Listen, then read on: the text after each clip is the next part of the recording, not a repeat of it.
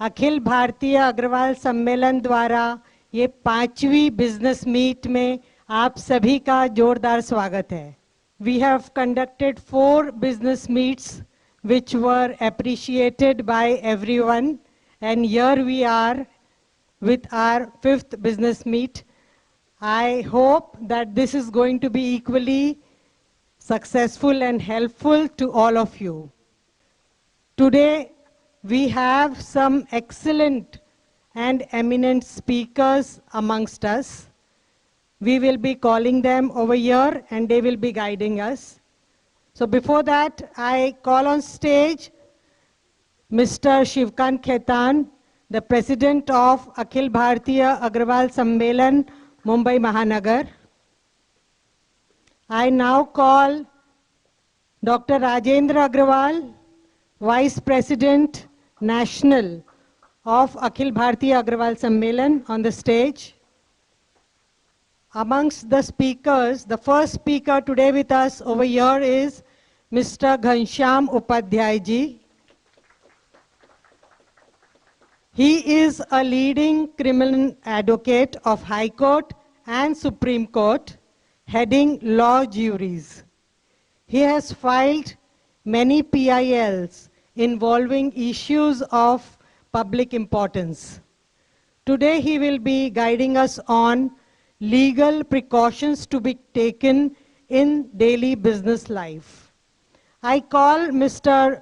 Girish Agrawal here on stage to give a brief introduction of Advocate Ghanshyam Upadhyay ji. Shri Ghanshyam Upadhyay, जिनको मैं अभी थोड़ी देर पहले ही नीचे रिसीव करके ऊपर यहाँ लेके आया हूँ. Welcome to you sir. Ghanshyam ji is one of the leading advocates of the Bombay High Court. Apart from practicing at the Bombay High Court, he also appears regularly in the Supreme Court of India, and his experience in appearing and handling matters in various other high courts across the country as well as in the Supreme Court is beneficial to his clients. Shri Ghanshyam ji runs a law firm by the name of Law Juris, which is one of the leading law firms of the Mumbai, which has its office at Nariman Point. Shri Upadhyay is a social activist also, and he has filed many PILs in his personal name and personal capacity involving issues of great public importance, and there are various reported judgments in his name involving complex questions of laws. Apart from running law firm, Shri Upadhyay also runs an NGO by the name of Layers for Just Society, of which he is the president. Though Mr. Upadhyay is known as one of the leading criminal lawyers of Mumbai, he also very successfully practices in other branches of law such as civil, constitutional and corporate, etc. Apart from representing rendering professional services to individuals, Shri Ghanshyam ji also heads law juries. He has also represented his professional services to many prestigious and leading companies and corporates of Mumbai. I present Ghanshyam ji before you. Thank you. Please welcome Advocate Ghanshyam Upadhyay ji on stage, and I would request our President and Vice President National to honor him with a trophy from Akhil Bharatiya Agrawal Sammelan.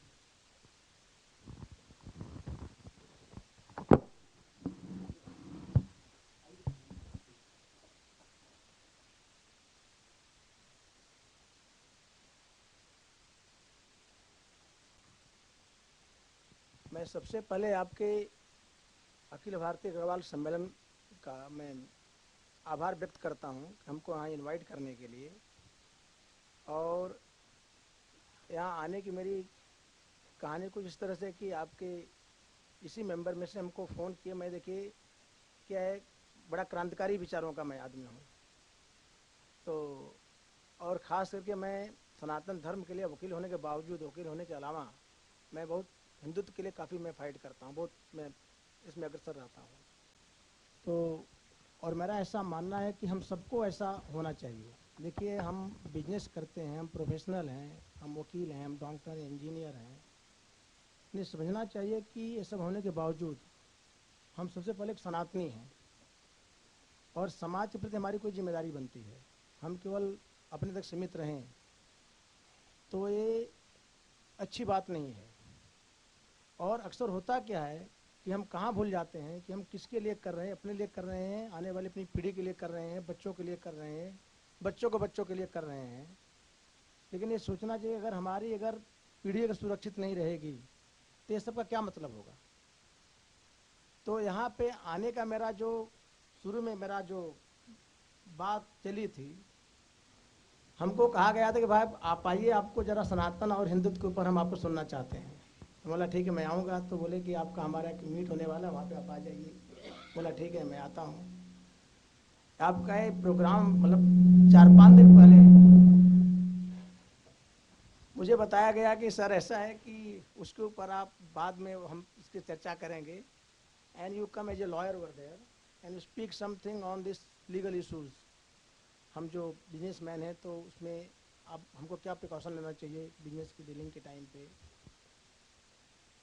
For example कोई banker आया था, बताया था bank से loan लेते हैं, business करते हैं, तो क्या आपको प्रिकॉशन लेना चाहिए। तो देखिए जहाँ तक बैंकर का सवाल है, बैंकर कोई आता है और बोलता है तो उसके लिमिटेशंस होते हैं, उसकी एक लिमिटेड एरिया है। अगर बैंक के साथ आप डीलिंग करते हैं तो लिमिटेड उसके तौर तरीके हैं आपको।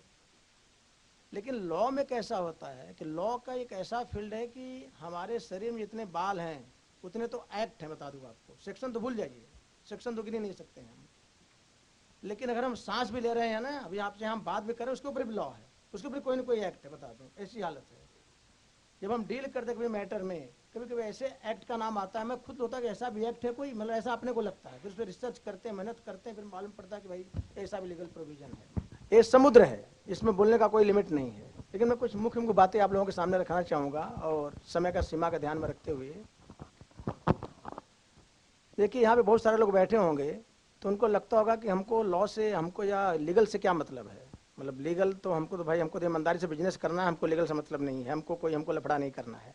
लीगल में लोगों को क्या लगता है कि जो लफड़ेबाज आदमी है उसी को लीगल की जरूरत पड़ती है। नॉर्मल परसेप्शन लोगों का क्या है कि वकील की जरूरत किसको पड़ती है, जो लफड़ेबाज आदमी है, या तो क्राइम करता है, या लोचा करता है, या फ्रॉड करता है, वकील की जरूरत उसको भी पड़ती है।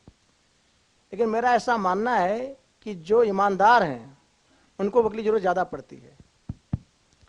और कई बार हमारे पास कुछ क्लाइंट आते हैं, कई बार बोलते हैं सर लाइफ में पहली बार मेरे साथ ऐसा हुआ है, पहली बार ऐसा हुआ है, मैं तो कोर्ट जैसे बहुत दूर रहता हूँ। तो मैं सबको यही कहता हूँ कि देखिए अगर आप बिजनेस करते हैं, अगर आप बिजनेसमैन हैं, या अगर आप समाज में बहुत एक्टिव भी अगर आप हैं किसी भी फील्ड में कुछ भी लेकर के,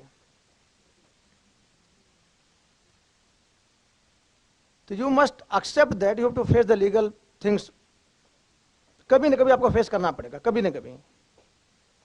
जैसे कभी आदमी सोचता है कि मैं तो बड़ा ईमानदारी से बिजनेस करता हूँ, हमको किसी के साथ गलत करना नहीं है, हमको क्या वकील की जरूरत पड़ेगी, लीगल चीज़ों हमसे क्या मतलब है। लेकिन आप ये सोचिए अगर बिजनेस करते हैं, आप सब आदमी से डील करते हैं, आप सब ईमानदारी से काम कर रहे हैं, लेकिन उसमें कोई 10 आदमी ऐसा सामने मिल जाएगा, कोई बेईमान रहेगा, आप क्या करेंगे बताइए। अगर बेईमान निकल गया, अगर आपसे डीलिंग किया है तो कोर्ट में आपको आना पड़ेगा, लीगल चीज़ों में फेस करना पड़ेगा। तो ये लीगल जो समस्याएं सबके सामने आती हैं, और बिजनेस करने वाला आदमी मेरे ख्याल से अगर बिजनेस करता है थोड़ा सा बड़े पैमाने पर करता है, तो ऐसा कोई नहीं है टाटा से लेकर के अंबानी से लेकर के कोई ऐसा नहीं जो कि लीगल चीज़ों से, सबके ऊपर लीगल का कहीं ना कहीं आज न कल उनको जरूरत पड़ती है, और उनको ये सब समस्याएं से होकर गुजरना पड़ता है।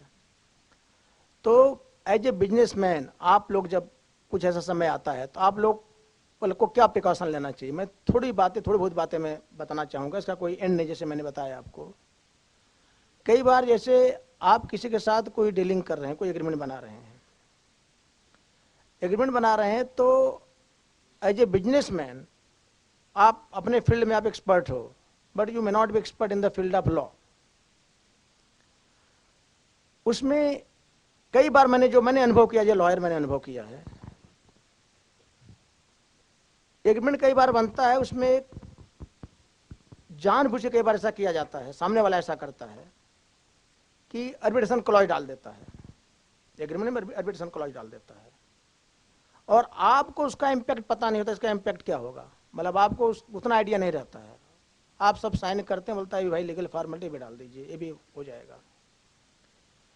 कई बार क्या होता है कि आर्बिट्रेशन क्लॉज जो होता है एग्रीमेंट में, वो इतना वन साइडेड होता है या ऐसे प्लान से किया जाता है कि आपको सब कुछ लूटने का, आपका सब कुछ लूट भी जाएगा और आप लीगल में जाओगे तो वहाँ भी आपको कुछ नहीं मिलेगा। मैं फॉर एग्जांपल बता रहा हूँ कैसे होता है। जो आर्बिट्रेशन जो प्रोसीडिंग होती है उसमें आर्बिटर जो अपॉइंट होता है, ये जो पार्टी जो होती हैं एग्रीमेंट के, कॉन्ट्रैक्ट की या जो डीलिंग की जो पार्टियां होती हैं, ये उनकी मर्जी पे होता है कि जिसको चाहे आर्बिट्रेटर अपॉइंट करें। समझे आज आप कोई एग्रीमेंट कर रहे हैं, किसी बड़े ग्रुप के साथ कर रहे हैं, तो उसमें आर्बिट्रेशन क्लॉज में कई बार ऐसा डाला जाता है कि उनके मैनेजमेंट के लोग आर्बिट्रेटर होंगे। लॉ का जो बड़ा अनरीजनेबल लॉ है, लेकिन अगर आपने साइन एक बार कर दिया, आपने एग्री कर लिया, तो उनके लोगों के ही मतलब कि आर्बिट्रेटर रहेंगे, उनके मैनेजमेंट के लोग मतलब रहेंगे। और कहने के लिए आर्बिट्रेटर मतलब क्या, एक जज, लेकिन वो जज ऐसा कभी व्यवहार नहीं करते हैं। बड़ी बड़ी कंपनियों को हमने देखा है, उनके पैनल पे रिटायर्ड जजेज हैं एज आर्बिट्रेटर, आपको पता नहीं है, लेकिन कहने के लिए तो आर्बिट्रेटर हैं। वो आर्बिट्रेटर निष्पक्ष हैं, लॉ में उनको निष्पक्ष होना चाहिए, लेकिन नाम के लिए केवल पेपर पे हैं, उनके पैरोल पे हैं वो, बता दूं आपको मैं। तो ये जब आप कोई एग्रीमेंट वगैरह करते हैं तो इस बातों का आप ध्यान में रख सकते हैं कि हमको इस चीज़ों का ध्यान में रखना चाहिए कि ऐसा नहीं होना चाहिए। दूसरा होता है आर्बिट्रेटर कैसा होता है कि आप इंडिपेंडेंटली दोनों पार्टियां अपने चॉइस के आर्बिट्रेटर को अपॉइंट करेंगी, एक एक पार्टी, फिर वो दोनों आर्बिट्रेटर फिर थर्ड एम्पायर को अपॉइंट करेंगे। अगर ऐसा कुछ होता है तो थोड़ा सा ट्रांसपेरेंसी रहती है, लेकिन कई बार ऐसा नहीं होता है। सेकेंड चीज क्या होता है, कई बार जब आर्बिट्रेटर अपॉइंट होता है, मैं ग्राउंड लेवल की मैं रियलिटी आपको बता रहा हूँ, दिस द वेरी ट्रूथ, और हमको यहाँ बोलना चाहिए नहीं बोलना चाहिए दोनों चीज़ें, लेकिन मैं बोलूँगा क्योंकि मैं बोलने से मेरी हैबिट है, मैं बोलता हूँ। मैं तो कोर्ट में बोल देता हूँ, हाई कोर्ट सुप्रीम कोर्ट में बोल देता हूँ मैं, तो यहाँ बोलने में हमको कोई डर नहीं है। जो कि ऐसा एक लीगल फील्ड से मैं जुड़ा, मुझे कहने में थोड़ा सा शर्मिंदगी हो रही इस विषय में, लेकिन कहना पड़ा है मुझे। आर्बिट्रेटर कई बार क्या होता है, आर्बिट्रेटर का जो आर्बिट्रेशन जो खेल होता है, ये पूरा कंप्लीट मैनेज होता है।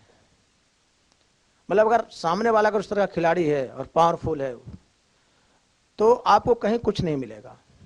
क्या होता है कि आर्बिट्रेटर जो होते हैं, मैं आपको एक बता रहा हूं कि आर्बिट्रेशन, जब आपको एग्रीमेंट का आर्बिट्रेशन क्लॉज में अगर आप जाते हो तो उसके आपको उसके परिणाम क्या हो सकते हैं, आपको क्या प्रिकॉशन लेना चाहिए, वो आपको ध्यान में रखना चाहिए। कई बार क्या होता है, सामने वाली पार्टी कंपल्सरी उसको रखती है कि हम तो इसको रखेंगे हम। तो आर्बिट्रेटर में क्या होता है कई बार कि आर्बिट्रेटर पूरा मैनेज होता है। उसका एडवांटेज क्यों लेता है वो, कि जब आर्बिट्रेशन प्रोसीडिंग चलती है तो जो लॉ होता है, लॉ का कंप्लायंस, जो प्रोसीजरल कंप्लायंस जो होता है, सीपीसी, सीआरपीसी या जो भी आई अपना क्या नाम है, एविडेंस एक्ट जो होता है, सीपीसी वगैरह, इसका कंप्लायंस कोर्ट के जैसा नहीं होता है, स्ट्रिक्ट कंप्लायंस नहीं होता है। आर्बिट्रेटर को एक अथॉरिटी होता है कि अपना खुद का प्रोसीजर डिसाइड कर सकता है, पार्टी डिसाइड कर सकती है। रूल्स ऑफ जो लॉ ऑफ एविडेंस होता है स्ट्रिक्टली एप्लीकेबल नहीं होता इन दैट केस।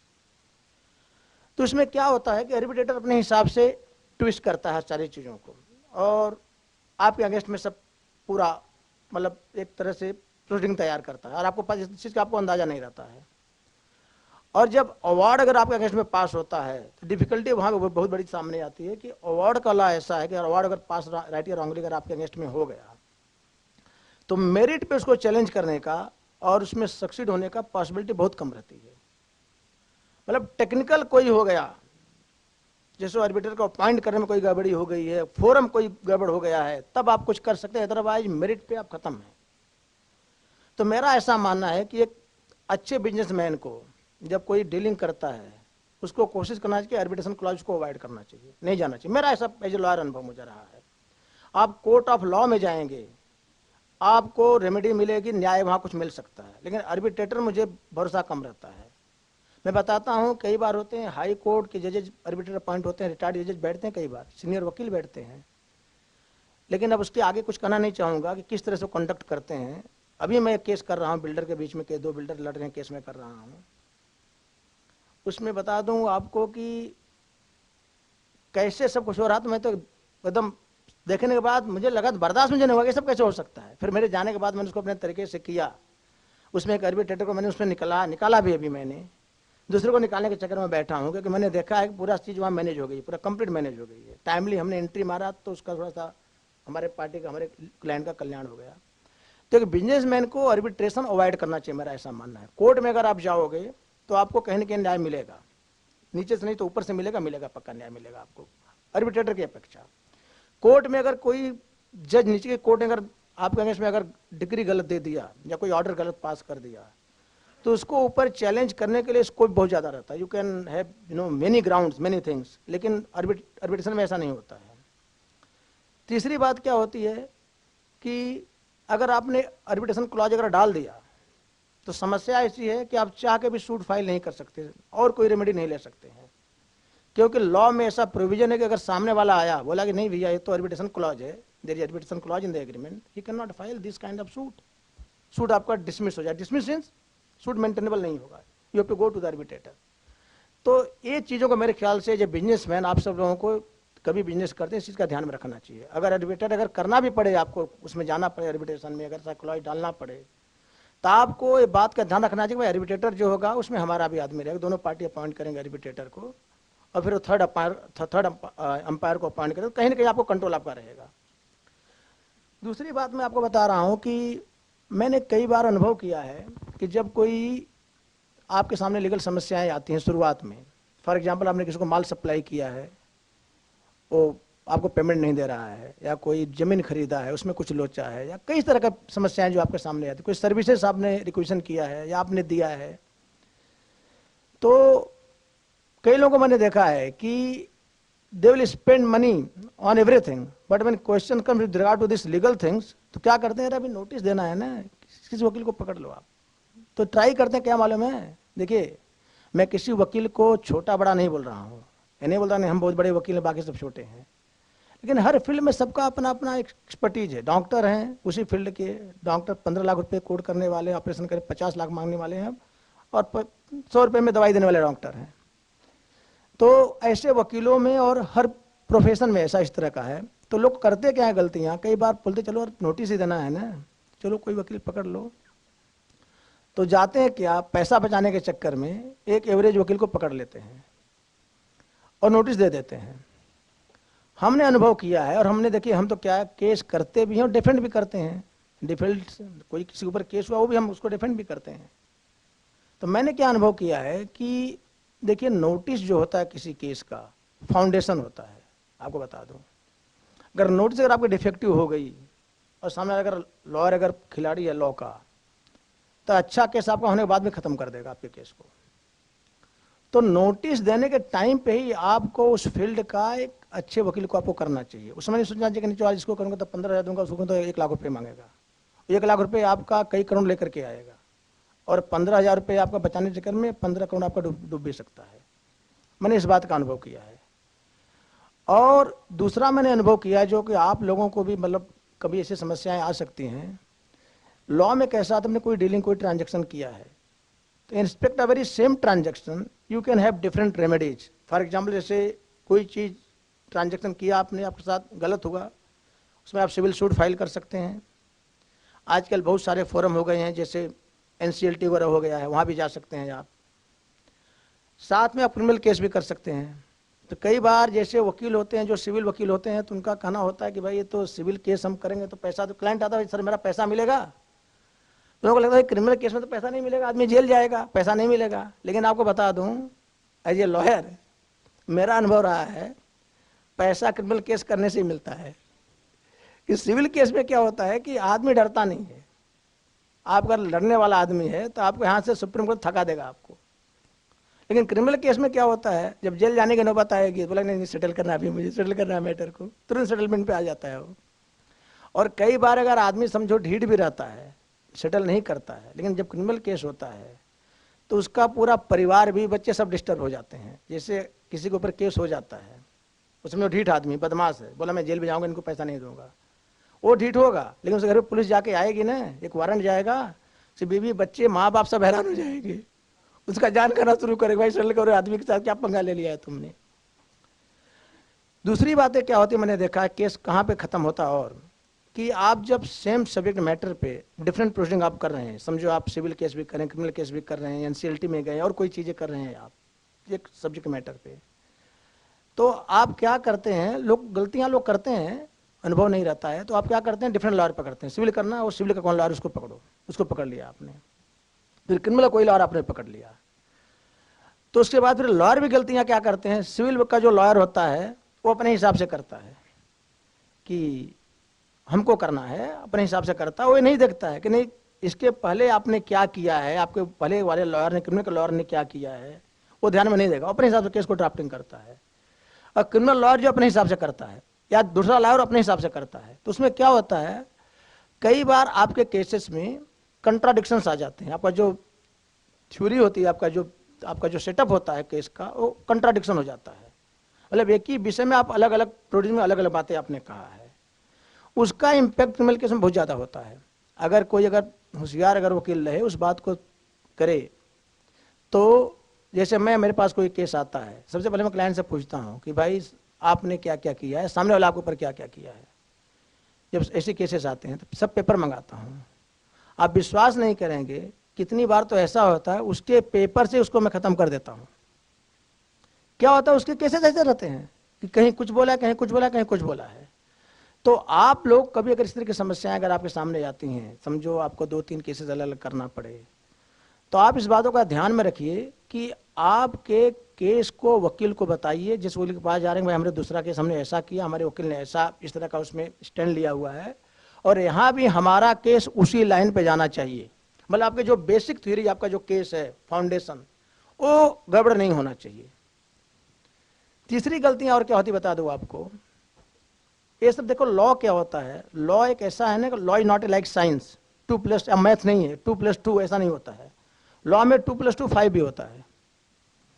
और लॉ में दूसरी डिफिकल्टी क्या है कि जो कानून है, कानून एक जज का परसेप्शन होता है। मैं जज हूं ना, तो मेरा परसेप्शन उसी विषय में आपका परसेप्शन अलग हो सकता है। समझे, मेरे सामने कोई केस आया, समझो मुझे आपके ऊपर जजमेंट देना है, आपके खुद के ऊपर, आपके पेरेंट्स आपके पर मुझे फैसला करना है। अगर आपको मुझे बढ़िया बनाना है तो आपके 50 खूबियां मैं आपको बता दूंगा, और आपको अगर मुझे थोड़ा बुरा बताना है तो 50 में आपके पर्सनालिटी में डिफेक्ट बता दूंगा मैं। तो जजमेंट में भी ऐसा होता है, लॉ इस तरह का थोड़ा सा है, और जजेज over a period of time उनको इतना एक्सपर्टीज हो जाती है।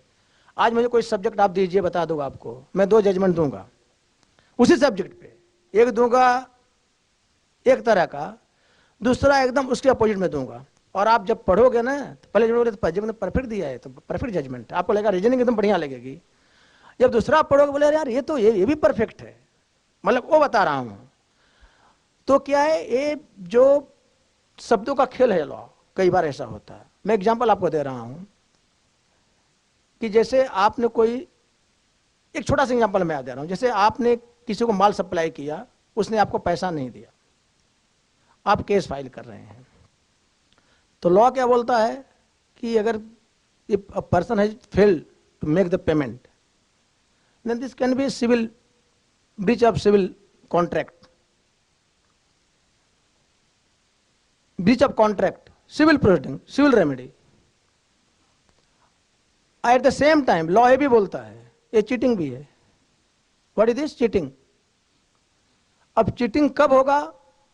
अब देखिए, there is very thin line of difference between a transaction being complete commercial transaction, civil dispute, and the very same transaction being the criminal offence, cheating offence of cheating. अब कब बनेगा? अब ये एज ए लिटिगेंट और as a businessman आपको तो पता नहीं होगा। अब आपका वकील अगर एक्सपर्ट है, उसको नॉलेज है, तो आप वो अगर कुछ किया ढंग से, तो क्रिमिनल केस आपका खड़ा होगा, अदरवाइज खड़ा नहीं।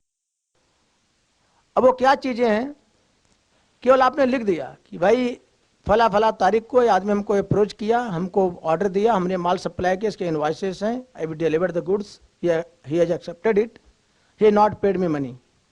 आपने ऐसा लिख के केस फाइल कर दिया। आपने बातें सब सही लिखा, आपने कुछ गलत नहीं लिखा है, प्रूफ आपके पास है। लेकिन अगर ऐसा केस अगर आपने कर दिया, कई बार ऐसा लोग करते हैं, वकील लोग भी ऐसा करते हैं, हमारे ब्रदर्स वकील भी ऐसा करते हैं। आपने कोर्ट में अगर केस लिख के डाल दिया, आपने कंप्लेन कर दिया, कंप्लेन आपका डिसमिस नहीं हुआ, डिसमिस भी हो सकता है, अगर डिसमिस नहीं हुआ, कल अगर हमारे साथ कोई वकील आया तो मैं आपके एफआईआर को क्वाश करवा सकता हूँ, मैं आपके कंप्लेन को क्वाश करवा सकता हूँ। कैसे? कि भाई उसमें इंग्रेडिएंट्स ऑफ ऑफेंस के नहीं है, चीटिंग के नहीं है, ट्रांजैक्शन वही है लेकिन इंग्रेडिएंट्स नहीं है। अगर वही हमको ड्राफ्ट करना पड़ेगा या किसी और अच्छे लॉयर को ड्राफ्ट करना पड़ेगा, चीटिंग कैसे बनाना है, तो उसमें को आपको क्या वर्ड डालना है, that he has made false representation to me that he will making the payment within so and so date, he has induced me. उसके बाद क्या होता है कि एक बड़ा कंसेप्ट होता है लॉ में कि when you are making a transaction, civil transaction to criminal offence of cheating और क्रिमिनल ब्रीच ऑफ ट्रस्ट और forgery something like that, then you have to make assertions in your complaint, averments, pleading आपके suit में, आपके complaint में, आपके police complaint में, court complaint में आना चाहिए कि इंटेंशन ऑफ द एक्यूज्ड मतलब अदर साइड का जिसने आपको चीट किया है वो है dishonest from the very Inception and outset of the transaction, ऐसा आपको लिखना पड़ेगा। अगर आपने चीजें नहीं लिखा, अगर आपको वकील ने नहीं लिखा तो केस आपका क्रिमिनल केस होने के बावजूद भी आपका सिविल केस में कन्वर्ट हो जाएगा। फैक्ट वही है, सब कुछ वही है, लेकिन आपको नहीं मिलेगा। तो हमारे कहने का मतलब कि देखिए इसका ऐसे बहुत सारी चीज़ें बता दूँ आपको मैं लॉ में। जैसे कई बार आप चेक बाउंसिंग का आप लोग फेस करते होंगे, आपके ऊपर केस रहता होगा या आपने केस किया होगा चेक बाउंसिंग का। तो कई बार वकील लोग क्या करते हैं कि जैसे या आप लोग करते हैं, सामने वाले को आपने नोटिस दिया, उसने रिप्लाई आपको दिया, रिप्लाई में उसने आपका काउंटर कोई कहानी सेटअप किया, आप चुप बैठ गए, आपको लगा चलो ठीक है। 138 में वकील बोला हमको कंप्लेन फाइल करने में नोटिस, पहले हमको नोटिस देना पड़ेगा, नोटिस हमने दे दिया, चलो केस में कोर्ट में केस करते हैं। नहीं, आज हमारे कलीग मिश्रा जी बैठे हैं, हमारे पास अभी हाई कोर्ट का मैटर आया था, हाई कोर्ट में उसका पिटीशन डिसमिस हुआ है, उनसे मैं वही चर्चा कर रहा था, ऑफिस में था। तो जब कोई लीगल नोटिस आप किसी को देते हैं और उसका एक जवाब देता है वो, तो जवाब जब आदमी देता है को सामने वाला, तो भी अपना एक कहानी सेटअप करता है अपने तरफ से कि ऐसा नहीं ऐसा हुआ था, आप यहाँ ऐसा नहीं ऐसा गलत बोल रहे हैं। तो कई बार लोग ऐसा करते हैं कि उसको फिर चुप बैठते हैं, सीधा केस पे चले जाते हैं, केस करते हैं। ऐसा नहीं करना चाहिए, आपको उसका रिजॉइंडर देना चाहिए, मतलब उसने जो कहा है उस बातों को डिनाई करना चाहिए, आपको उसका जवाब देना चाहिए। अगर आपने ऐसा नहीं किया और आगे बढ़ गए तो आगे चल के पॉसिबिलिटी है कि आपके केस आपका डैमेज हो सकता है, आप केस हार भी सकते हैं। यही बात कोर्ट में होती है, जब कोर्ट में केस करते हैं और कोई आदमी उसका काउंटर रिप्लाई देता है जिससे हम केस करते हैं, और सिविल केस में ज़्यादा करके ऐसा होता है, क्रिमिनल में तो कम होता है। When you are filing a suit plaint, तो अदर साइड क्या करता है, डब्ल्यूएस बोलते हैं हमारी भाषा में, रिटन स्टेटमेंट बोलते हैं, वो फाइल करता है। कई बार क्या होता है उसी पर कहानी खत्म करके आगे बढ़ जाते हैं, लेकिन ऐसा नहीं करना चाहिए। अगर उसने रिटन स्टेटमेंट अगर फाइल किया है तो आपको कोशिश करना है कि आपका रिजॉइंडर जाना चाहिए। अगर रिजॉइंडर करता है तो सर रिजॉइंडर जाना चाहिए, तब जाके केस आपका आखिरी तक खड़ा रहेगा। और आपने ऐसी गलती नहीं किया, अगर ऐसी गलती आपने कर दिया तो आपको शायद आपका केस मेरे ख्याल से आगे चल के डैमेज हो सकता है। अभी आज जैसे बताया कि हम लोग मैटर कर रहे थे, सर्विस मैटर था, पुलिस ऑफिसर का मैटर, पुलिस वालों का मैटर था। उन्होंने केस में पिटीशन फाइल किया था और गवर्नमेंट की तरफ से उसका जवाब आया था। आज मैटर डिस्कस कर रहा था, जवाब आया था। जवाब आने के बाद कोई कि गवर्नमेंट जवाब में अपना डिफेंस सेटअप की थी, तो जो जवाब उनका आया था गवर्नमेंट का, उसके बाद ये पुलिस वालों ने उसका काउंटर फाइल नहीं, जवाब का जवाब नहीं दिया। मतलब उसमें जो लिखा था पुलिस वालों के अगेंस्ट में जो लिखा गया था, गवर्नमेंट ने लिखा था, डिसमिस किया था पुलिस वालों को, उसका रीजनिंग बताया था, ग्राउंड बताया था। और बहुत सारे ऐसे चीज़ जो डिस्प्यूटेड क्वेश्चन ऑफ फैक्ट्स थे, उसको उन्होंने जो है कि उसमें लिया था गवर्नमेंट ने। ये लोगों ने क्या किया, केस चला दिया। हमारे पास में मैटर सुप्रीम कोर्ट के लिए आया, हम डिस्कस कर रहे थे। पूरे जजमेंट में हाई कोर्ट ने यही लिखा है, बॉम्बे हाई कोर्ट की बात मैं कर रहा हूँ, यही लिखा है कि they have not filed their rejoinder, they have not refuted the claim of the government. और उसी पे उनका कैसे फैसला चला गया। समझिए अगर वहाँ पे उन्होंने काम कर दिया होता, अगर उसका एक जवाब रिजॉइंडर दे दिया होता, तो केस उनका शायद डिफरेंट फेट होता केस का। तो इस तरह का देखिए, बिजनेस में आप लोग हैं तो सिचुएशन ऐसे आते होंगे कई बार, और इस तरह की समस्याएं आपको फेस करना पड़ सकता है। और इसमें कहीं शायद आप लोगों की गलतियां नहीं भी रहें, क्योंकि आप तो वकील हो नहीं, वकील जैसा आपको एडवाइस करेगा वैसा आप कर सकते हैं। लेकिन ये सब प्रिकॉशन आप ले सकते हैं, जो कि ये जो बता रहा हूँ आपको मैं, ये बेसिक मैं फंडामेंटल प्रिंसिपल आपको बताया कि हर मैटर में फेस आपको करना पड़ेगा। अगर आपने इसका ध्यान रखा, किसी कोई केस करो, आप बता दो कोई की तरह का कोई केस, चाहे समझो फैमिली डिस्प्यूट अगर आपका हो गया, आपके घर 498 भगवान के ऐसा कभी किसी घर पे नहीं हो गए, मैं ये सब चीज़ों को थोड़ा अवॉइड करता हूँ कि ऐसा किसी घर में नहीं होना चाहिए। लेकिन कोई डिस्प्यूट, कोई बातें आ गई आपको, तो इस तरह की चीज़ें आपको उसमें इस तरह से प्रोसीड करना चाहिए। अगर आपका वकील अगर नहीं बोलता है तो आप इंसिस्ट करिए कि नहीं साहब हमको ऐसा करना है। अगर वकील नहीं करता, उस बाद में नहीं करता, वकील चेंज कर दीजिए आप, लेकिन आप करिए। तो इस तरह की बहुत सारी चीज़ें हैं। और लॉ में देखिए सब चीज़ों का कोई एंड नहीं है। अगर आपको बताने में जाऊंगा तो ऐसे बहुत सारे एग्जांपल दे सकता हूं, लेकिन बेसिक चीज़ें मैंने आप लोगों को बताया, क्योंकि आप लोगों को ध्यान में रखना चाहिए। और इतना अगर ध्यान अगर आप लोग रखेंगे तो बिजनेस में आप कहीं भी कोई केस करेंगे और अगर केस आपका ठीक ठाक है तो फिर आपको कोई हरा नहीं सकता है, कोई नहीं हरा सकता है आपको। अगर ये सब चीज़ें अगर आप चूक जाएंगे तो आपका अच्छा केस होने के बावजूद भी will be losing your case and will be suffering losses. तो मैं इतना ही कहना चाहूँगा आप लोगों को। और अभी समय सीमा का भी हमको ध्यान में रखना है, बाकी लोग भी हैं। और so I am Thank you, stopping my Upadhyay ji. Words here only and thank you very much for hearing me. और मैं आप लोगों से चाहूँगा, एक बार रिपीट करना चाहूँगा कि आप लोग डरिए मत। डरिए मीन्स कई बार क्या होता है कि जब कोई सनातन धर्म की बात आती है, हिंदुत्व की बात आती है, लोग डरने लगते हैं कि अरे यार क्या कोई कंट्रोवर्सी खड़ी ना हो जाए। ऐसा नहीं है। मर्यादा में रख स्त्री हर चीज़ को हमको अधिकार है बोलने का, करने का। तो मेरे ख्याल से इसके ऊपर भी आप लोग सोचिए, इसके लिए भी एक आध दो प्रोग्राम आप लोग रखिए, उसमें हम बहुत कुछ आके आपको कर सकते हैं, बोल सकते हैं। और हमारी नैतिक और सामाजिक जिम्मेदारी है हमारी पीढ़ी के लिए। धन्यवाद। अगर किसी को कोई प्रश्न है, जो एडवोकेट उपाध्याय जी से कुछ पूछना चाहते हैं तो पूछ सकते हैं यहाँ पर।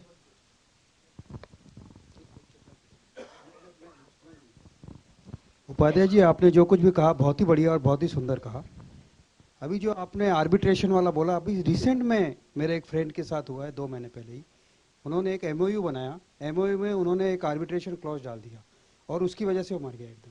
जो आप बोल रहे हैं एकदम 100% सही है। आर्बिट्रेशन एक ऐसी दो धारी तलवार है, वो बचा भी सकता है, मरवा भी भी सकता है। बहुत बहुत ही खतरनाक चीज़ है ये। अभी अभी रिसेंट में हुआ, ये एकदम सही बोल रहे हैं।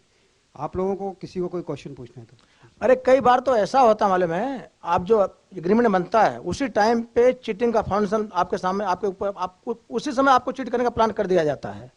आर्बिट्रेशन क्लॉज ऐसा डाला जाता है, उसी में आप खत्म हो जाओगे। आपका सारा प्रॉपर्टी, सारा पैसा सब चला जाएगा, आपको कुछ नहीं मिलेगा आर्बिट्रेशन क्लॉज में ही।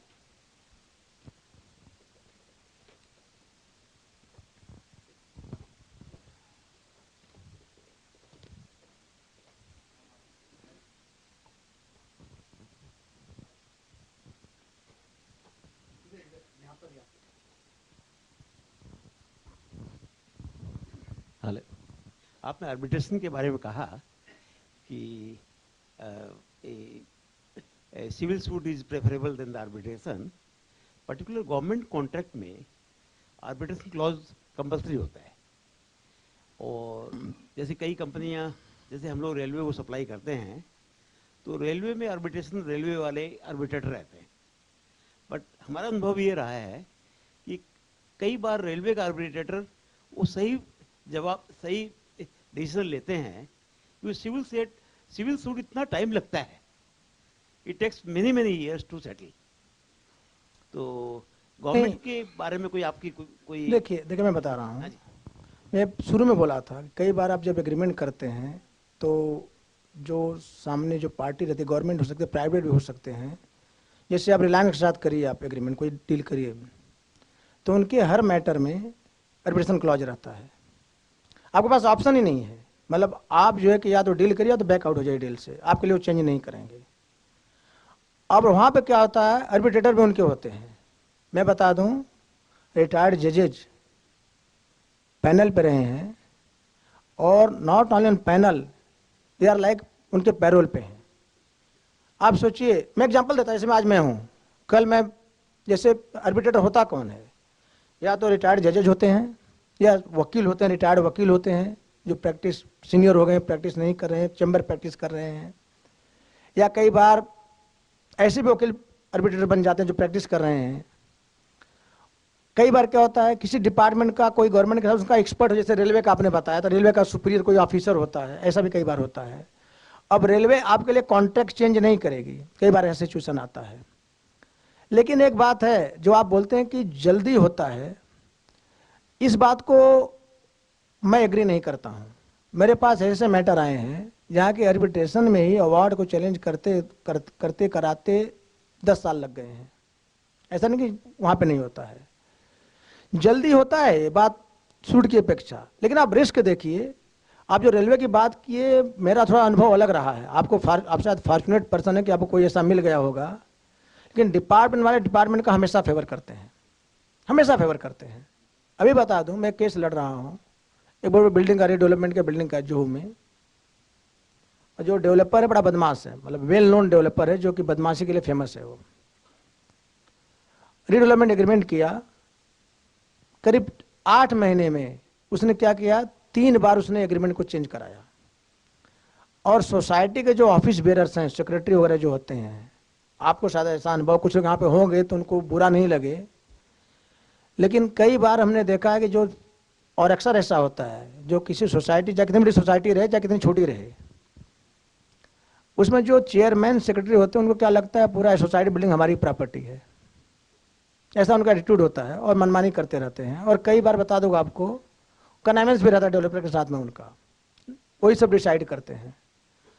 वो डेवलपर 3 बार उसने एग्रीमेंट चेंज करा, हमारे क्लाइंट के ऑप्शन लेने के बाद भी वो लोगों ने चेंज किया। क्योंकि मेजॉरिटी में वो लोग थे, मेजॉरिटी में हमारे क्लाइंट नहीं थे। क्या, जब रीडेवलपमेंट एग्रीमेंट होता है किसी चीज़ का, बिल्डिंग का, तो उसमें अगर 51%, अभी जो लॉ पहले 70%, 75%, 51 आ गया है नोटिफिकेशन गवर्नमेंट का, अगर 51% अगर रीडेवलपमेंट चाहते हैं तो बाकी लोग रोक नहीं सकते हैं। और मेजॉरिटी मायने रखती है डेवलपर को सेलेक्ट करने में भी, तो हम मेजॉरिटी यहाँ पे हमारे साथ में नहीं है। तो हमने उसको चैलेंज किया रीडेवलपमेंट एग्रीमेंट को हाई कोर्ट में। 4 साल से स्टे लेके मैं बैठा हूँ, कुछ नहीं करने दे रहा हूँ बिल्डर को। बिल्डर परेशान हो गया, उसने सब फ्रॉड किया है। तो बिल्डर क्या किया, मेरा भी गुरु निकला, उसने क्या किया, बीएमसी से एक नोटिस इशू करा 354 का कि बिल्डिंग डिलेपिडेटेड कंडीशन में है, it required to pull down. तो उसमें क्या होता है, बिल्डिंग C1 कैटेगरी होता है, अगर क्लासिफिकेशन होता है, उसमें स्ट्रक्चरल ऑडिट रिपोर्ट आता है, then building is to be pull down. Society मिली हुई थी, सोसाइटी ने क्या किया, खुद अपना स्ट्रक्चर ऑडिटर अपॉइंट कर दिया। सोसाइटी का ऐसा कंसेप्ट, सोसाइटी में अगर आप अगेंस्ट में तो भी सोसाइटी में आप भी हैं, अगर आप अगेंस्ट मेंबर है तो भी आप भी हैं, आपको डिसीजन बाइंडिंग होगा। उन्होंने क्या कर दिया, रिपोर्ट लेकर बीएमसी को भेज दिया और बिल्डर नोटिस दे दिया, बोला भाई बिल्डिंग गिराने देते तो सब लोग मर जाएंगे बिल्डिंग में। और क्या होता है, जब बिल्डिंग C1 कैटेगरी डिक्लेयर हो जाती है, कई बार कोर्ट भी आपके फेवर में नहीं रहती। क्यों नहीं रहती मालूम है, कई बार बिल्डिंगें गिरी हैं, लोग जाने गई हैं, तो कोर्ट भी सोचते हैं अरे क्या है, इसको बिल्डिंग को फिर ऐसा क्यों किया जाए। तो उसमें क्या होता है, अगर C1 कैटेगरी डिक्लेयर हो गया तो बिल्डर के कितने पाप भी उसमें लिपापोती चले जाते हैं कि बिल्डिंग को रीडेवलप गिराना बहुत जरूरी होता है। तो फिर वो कोर्ट भी ना बहुत टेक्निकली जो कि नहीं जाती बिल्डर ने क्या किया क्या नहीं किया, कितना गलत किया, उसने वो आइडिया कर दिया। तो हमने क्या किया, हमने भी एक ऑडिटर क्लाइंट बोला अपॉइंट करने के लिए, मैंने दूसरा रिपोर्ट लेकर के आया। उसने बिल्डिंग को बोला कि नहीं C1 कैटेगरी नहीं है, B2 कैटेगरी, मतलब रिपेयर की जरूरत है इसको, इस तरह से रिपोर्ट दिया गया। मैंने उसको चैलेंज किया उसके रिपोर्ट को हाई कोर्ट, सेशन कोर्ट में, सिटी सिविल कोर्ट में, वहाँ हमारे अगेंस्ट में मैटर गया, हाई कोर्ट में गया। तो लॉ ऐसा है, मैंने ऐसा क्यों किया कि अगर 2 कॉन्ट्रैक्ट की रिपोर्ट है, अगर एक बोलता है बिल्डिंग को गिराना चाहिए, बोलता नहीं रिपेयर की जरूरत है, तो in law then matter is to go to technical committee होती है बीएमसी की, वहाँ जाता है। अब यहाँ देखिए बता दूँ आपको, मैं रेलवे का बता रहा हूँ, मैं आपको एग्जाम्पल दे रहा हूँ कैसे फेवर करते हैं। अब जब वो टैग के पास मैटर गया तो मुझे पता था कि टैग के पास मैटर, टैग में होता कौन है, टैग का जो होता है बीएमसी के ऑफिसर ही वहाँ पे होते हैं। अब यहाँ ये देखिए, बीएमसी का नोटिस है, उसको हम चैलेंज करें, बीएमसी ने गिराने की बात कर रही है, और डिसाइड कौन कर रहा है, टैग करेंगे, उनके ऑफिसर डिसाइड करेंगे। मुझे पता था गड़बड़ करेंगे ये लोग। तो उसने क्या किया, टैग ने क्या कर दिया कि उसके सामने समस्या थी, हमारा भी रिपोर्ट था और हमारा रिपोर्ट ज़्यादा बेटर रिपोर्ट था उनसे कि बिल्डिंग रियल में C1 कैटेगरी की नहीं है, बिल्डिंग वो गिराने लायक नहीं बिल्डिंग है, रिपोर्ट मैनेज किया गया था। तो उन्होंने क्या कर दिया, करीब हमारे रिपोर्ट को लेकर उनके रिपोर्ट को क्या किया, थर्ड पार्टी को भेज दिया, और थर्ड पार्टी को भेजा तो बीएमसी के एकदम कहने के हिसाब से C1 कैटेगरी बना दिया गया बिल्डिंग को वापस, थर्ड रिपोर्ट जो आया है। ये कैसे हुआ, क्योंकि वहाँ डिसाइड करने वालों के डिपार्टमेंट के लोग ही हैं। तो ऐसी समस्याएं आर्बिट्रेशन में भी आती हैं, जो डिपार्टमेंट के लोग होते हैं तो जस्टिस बहुत कम मिलता है। मैं आपको बता रहा हूँ, आपको शायद अब फॉर्चुनेट कभी ऐसा हो गया होगा, रेलवे वगैरह का हो सकता है कभी कुछ ऐसा हुआ होगा, लेकिन उसमें भी आप क्या कर सकते हैं, उसमें अगर कोई आपका बड़ा कॉन्ट्रैक्ट है, बड़ी चीज़, देखो आप छोटे के लिए तो शायद चेंज नहीं करेंगे, उसमें भी आप मीटिंग करके चेंज करवा सकते हैं। मैं देखो आर्बिट्रेटर रहेगा तो आपका अगर डिपार्टमेंट का आदमी रहेगा तो इंडिपेंडेंट हमारा आर्बिट्रेटर रहेगा, let there be third umpire also. इस तरह से करके आप इंसिस्ट करके अपना प्रिकॉशन रख सकते हैं। और आप क्या कर सकते हो, थोड़ा आइडिया आपको बता रहा हूँ, ये बहुत कम लोग आपको बताएंगे। जो आर्बिट्रेशन क्लॉज होता है एग्रीमेंट में, उसका इतना इंटरप्रिटेशन होता है, बता दूंगा आपको। कई बार ऐसा है कि आर्बिट्रेशन क्लॉज वहां पे है तो अभी उसका इंटरप्रिटेशन ऐसा हो सकता है कि आर्बिट्रेशन क्लॉज नहीं, बट आर्बिट्रेटर को नहीं जाएगा। और कई बार ऐसा है कि आर्बिट्रेशन क्लॉज नहीं भी है, करेस्पॉन्डेंस बहुत सारी चीजें ऐसी आ जाती हैं कि जहां पर आर्बिट्रेशन मैटर चला जाएगा। तो आप ऐसी स्थिति में क्या करिए आप कि आप कोई न कोई नोटिस करेस्पॉन्डेंस करके थोड़ा सा रिजर्वेशन अपना दिखाइए, करेस्पॉन्डेंस करके कि आप प्रिंसिपली एग्री नहीं थे इस चीज के लिए। तो जब मैटर आगे जाता है, ट्रेवल होता है, जब कोई डिस्प्यूट आता है, तो आप उस आर्बिट्रेशन को चैलेंज कर सकते हैं, आर्बिट्रेशन प्रोसीडिंग को इटसेल्फ कर सकते हैं। कि क्या होता है, उससे इंडिकेट करेगा कोर्ट, ऐसे का सुप्रीम कोर्ट जजमेंट है कि जो कंसेंट होता है शुड बी फ्री कंसेंट। मतलब तो जब आपने कोई अगर नोटिस दिया, लेटर करस्पॉन्डेंस क्रिएट किया है, तो इस तरफ इशारा करता है कि आपके ऊपर एक थोपा गया है, आप फ्रीली सो कंसेंट नहीं दिए थे। तो उससे भी आपका बहुत कुछ, आपका भला बेड़ा पार हो जाएगा। डिपेंड करता है फैक्ट टू फैक्ट, किस तरह करस्पॉन्डेंस आप करते हैं। अब देखिए करस्पॉन्डेंस कैसे आपको करना है, उस तो खुद का एक्सपर्टीज वकीलों का है, वो बताने को मैं चाहूँगा, उसका एंड नहीं है कैसे करना है आपको, लेकिन ऐसा करना चाहिए आपको, तो उससे भी आप बच सकते हैं।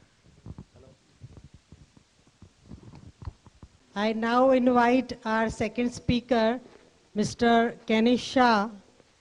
He is the co-founder and CEO of a productive real estate investment startup, Prop Returns. I am proud to announce here that he is an alumni of BITS Pilani. For his introduction, I call upon Tanek Anodia on the stage. Good evening, everyone. The next speaker is Kenish Shah. He's the man responsible for the modernization of the real estate industry. He has built Prop Returns, which is India's largest commercial real estate investment platform. They work with about 16,000 investors to purchase, rent, generating commercial properties. And the companies also help landlords to sell and lease their property. They have received funding from Y Combinator, Kunal Shah of Cred, and many others. Kenish is a civil engineering and finance dual degree graduate from BITS Pilani. He has headed the investment arm of Reflex Realty and holds experience in dealing with source of retail. Now I'd like to invite my dear friend Kenish to come and help talk to us about this. I would request our President Shivkant Khetan ji and Dr. Rajendra Agrawal ji to honor our speaker Kenish Shah over here on the stage, please.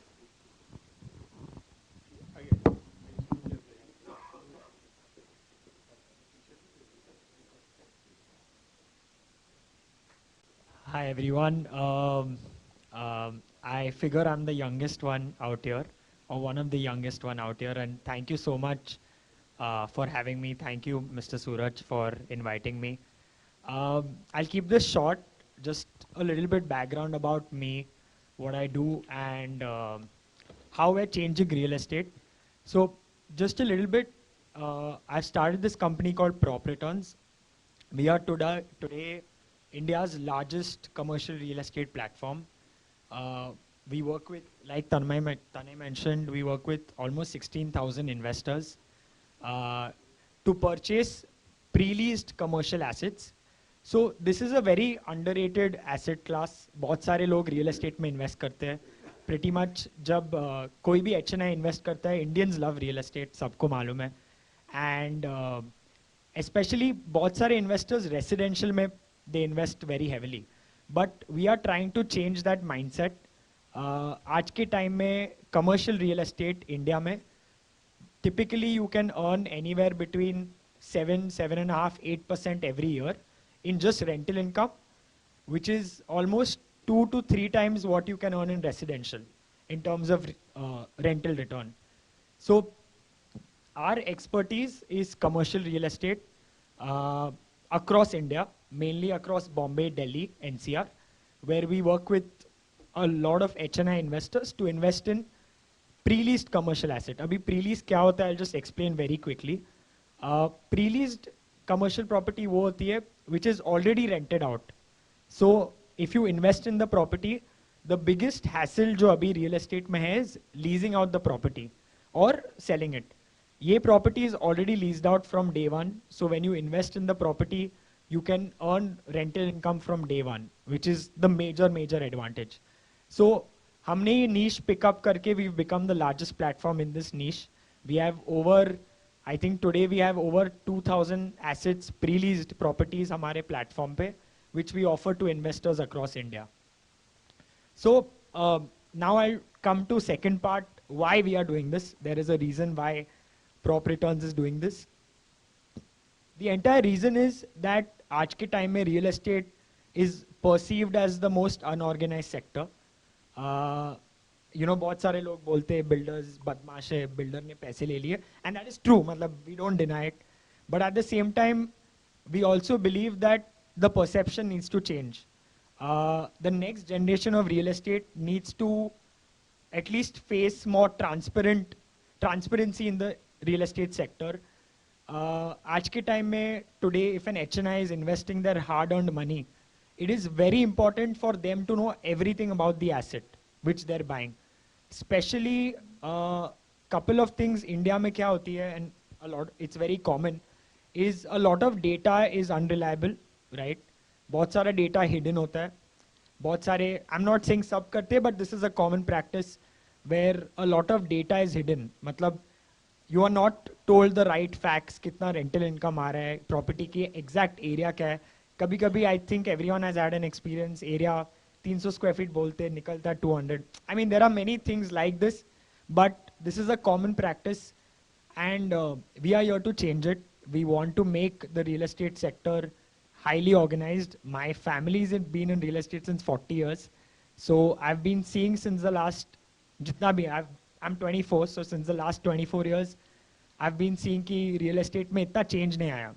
आज के time में every industry is becoming more tech enabled बोल सकते हैं, or more transparent, more digital, but real estate is not that sector.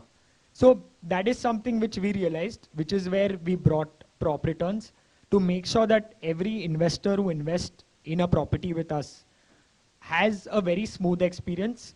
They get to know every data point, not only कि वो property में कितना rental income आ रहा है, how, what is the exact area. We also provide them the agreement for that property even before they visit, number one. Second, we provide them with all the rental transactions and all the sale transactions in the building. Because आज के time में if you're buying a property in a building, say, you know, let's say one Lodha, आगे का building, you should know कि वो building में क्या rate पे transactions हुए. And today, person A will tell you 50,000, person B will tell you 60,000, right? But what is most important is you should know actual market में क्या rate पे transactions हुए, and that is what we provide you. To each and every investor, doesn't matter आपका first time है, 10th time है investing, we make sure that each and every data point is known to you जब आप invest करते हो, and everything about the property is known beforehand. So that is our biggest value proposition in terms of the transparency which we're bringing. And yeah, I mean, that's pretty much, it takes time. We've understood कि, you know, कोई 25 साल का लड़का real estate में enter कर रहा है, which is an industry where, you know, veterans are ruling the industry. It is difficult to absorb it, but किसी को तो change करना पड़ेगा, and we took that responsibility that at least for my generation and the generation from the age from 25 to 50 or 25 to 40, I would say, which is coming up, they really believe in digitalization. So हमने आज के time में each and every property, you go on the platform, हमारा जो website है, you will find a detailed financial model. कोई Excel sheet नहीं, कुछ नहीं, सब कुछ online है, with each and every data point, with वो building में क्या rate पे transactions हुए. So you can make a more informed decision. So that's the entire perspective of what we are doing. And yeah, that's a little bit about what we're doing, what Prop Returns is about. I want to keep the session short. I would love to have sessions about real estate in general, commercial real estate, if anything. We specialize in commercial. We just recently started leasing. पहले हम खाली investments focus करते थे, and investment itself is a massive asset class because आज के time में, I mean, just a small fact, today I would say more than 84% of an average Indian's wealth is in real estate. And this is something very interesting because India is heavy on real estate. Every individual, every HNI is heavy on real estate. But how productive is that 84%? Not a huge part of that 84% generates wealth. It's maybe because it's a residential property, maybe it's not bought, seeing the actual trend of rates जो future में आ रहे हैं. So आज के time में we provide everyone before investing next 5 years, next 10 years में what rate it can go based on past forecasts. So I mean that's a little bit about what we do, but happy to take any questions. Yeah. Yeah. Oh, sure. So just to start my journey, I'm a BITS Pilani graduate, studied civil engineering. I'm that type of engineer जिसने कभी engineering की नहीं, practice. ऐसे बहुत सारे engineers होते हैं. But in the 4 years where I studied engineering, I had 3 startups with my co-founders जो अभी है मेरे partners.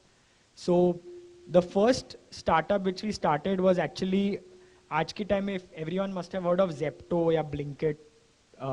We started that for Dubai. So I was based out of Dubai that point of time. तो हमने Dubai के लिए एक Zepto चालू किया था. First 1 year, I myself used to make the deliveries, जो आज Blinkit करता है. They have delivery drivers, so I used to make the deliveries.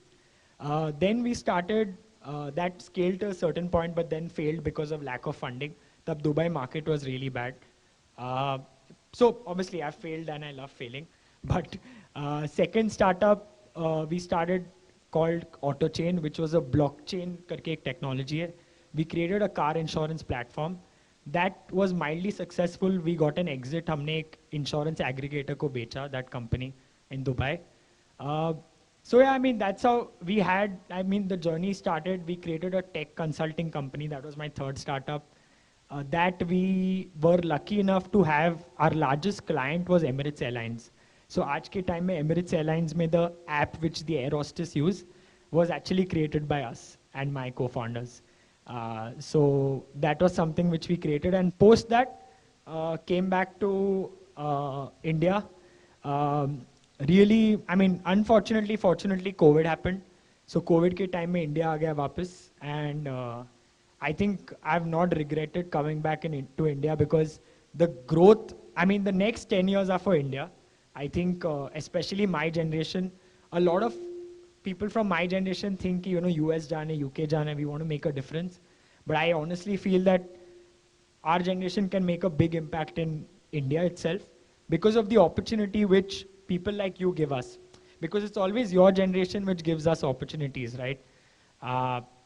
So, I mean, coming to prop returns, it started on a very random problem.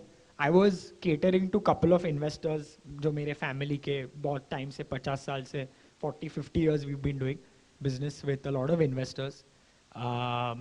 Realized that investors were actually losing money because a lot of them actually make decisions based on gut, right? Gut कि यार मेरे को लग रहा है ये property अच्छी करेगी. And that is a common practice because that point of time India में इतना data नहीं था, which my parents जब were taking care of things. So we realized that things need to change. अभी तो data का ज़माना है, which is why we, you know, we started meeting every investor and showing them कि हमने पूरा, just to share public में, it is not good, but हमने पूरा government data we completely downloaded and पूरा वो data को clean किया. Government data मतलब registry data. That we made our in-house software where आज के time में आपने अगर लोडा कोई भी property में you bought a property in one of Lodha buildings, you can come to me saying कि Kanish I want to know what is the rate in last 6 months में क्या क्या rate पे flat बिका है, for example, and I'll show it to you like for free. So we started doing that slowly, started building a lot of trust, and real estate में trust sells, in any business trust sells. So उससे a 25-year-old started getting almost inquiries daily, and we started building a data of, well, we started building a network of almost like 5,000 investors. This point of time, I think we've crossed 20,000 today. But we applied to a program called Y Combinator, they're the largest startup accelerator India, I think world में today. इन्होंने Airbnb जैसी companies को, they've built them. So, I mean, we raised funding around in 2021. We applied with a very normal idea, but we were solving a problem. So that's why we got funded with almost 9 crores, 10 crores approximately, $1.2 million. So 10 crore-ish tha that point of time. So that was in 2021. We raised from Y Combinator, Kunal Shah, Cred. अगर आपने Mamaearth सुना है तो Mamaearth के founder. Then if you've heard Embassy, जो developer है, their family office invested in us. So we got a lot of marquee investors and who have held on to us, support us in our vision of making real estate investing super simple and transparent. So hope that answers the question. I have a question to ask you. Yeah, sure. I'm Girish Agarwal. This is a question about the generation. जो old generation थी वो सब flats या offices by out करने में believe करती थी. आज की जो यंग जनरेशन है they always prefer to rent out. There may be ifs and buts and plus and minus points. I would like you to highlight on that. Thank you. Sure. No, that's a very valid point actually.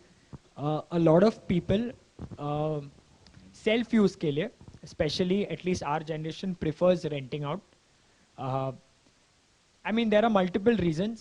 My thought process is कि अगर self-use करना है तो it's fine renting out. But अगर investment करना है then purchasing commercial properties makes a lot of sense. So a lot of people in the age of 30-35, we work with a lot of entrepreneurs जिन्होंने wealth create किया है over time, who are still 30-35 में, but they've created like a good portfolio. Founders of unicorn billion-dollar companies, etc. They have invested in commercial properties with us, let me tell you that. But they themselves live on rent. So that is the generation today. They purchase properties 10-15 crores जो महीने का rental income देता है, and that rental income negatives, basically that rental income pays off their current property which they're living.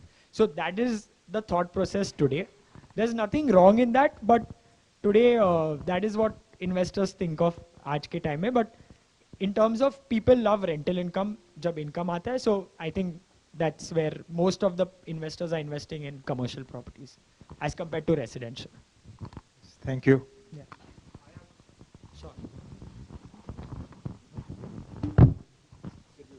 Yeah. Hi, Nipun here. Hi. Nipun Agrawal.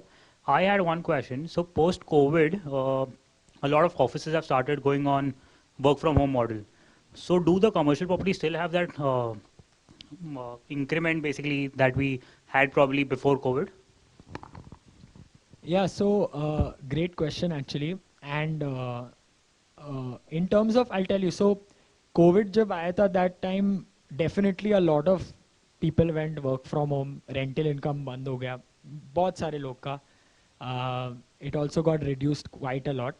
But I'll tell you, after a couple of months, like into, I would say 2020 में COVID आया, right? And by March 21, people realized, see, when you are devoid of something, like when someone doesn't give you something, you feel like having it more.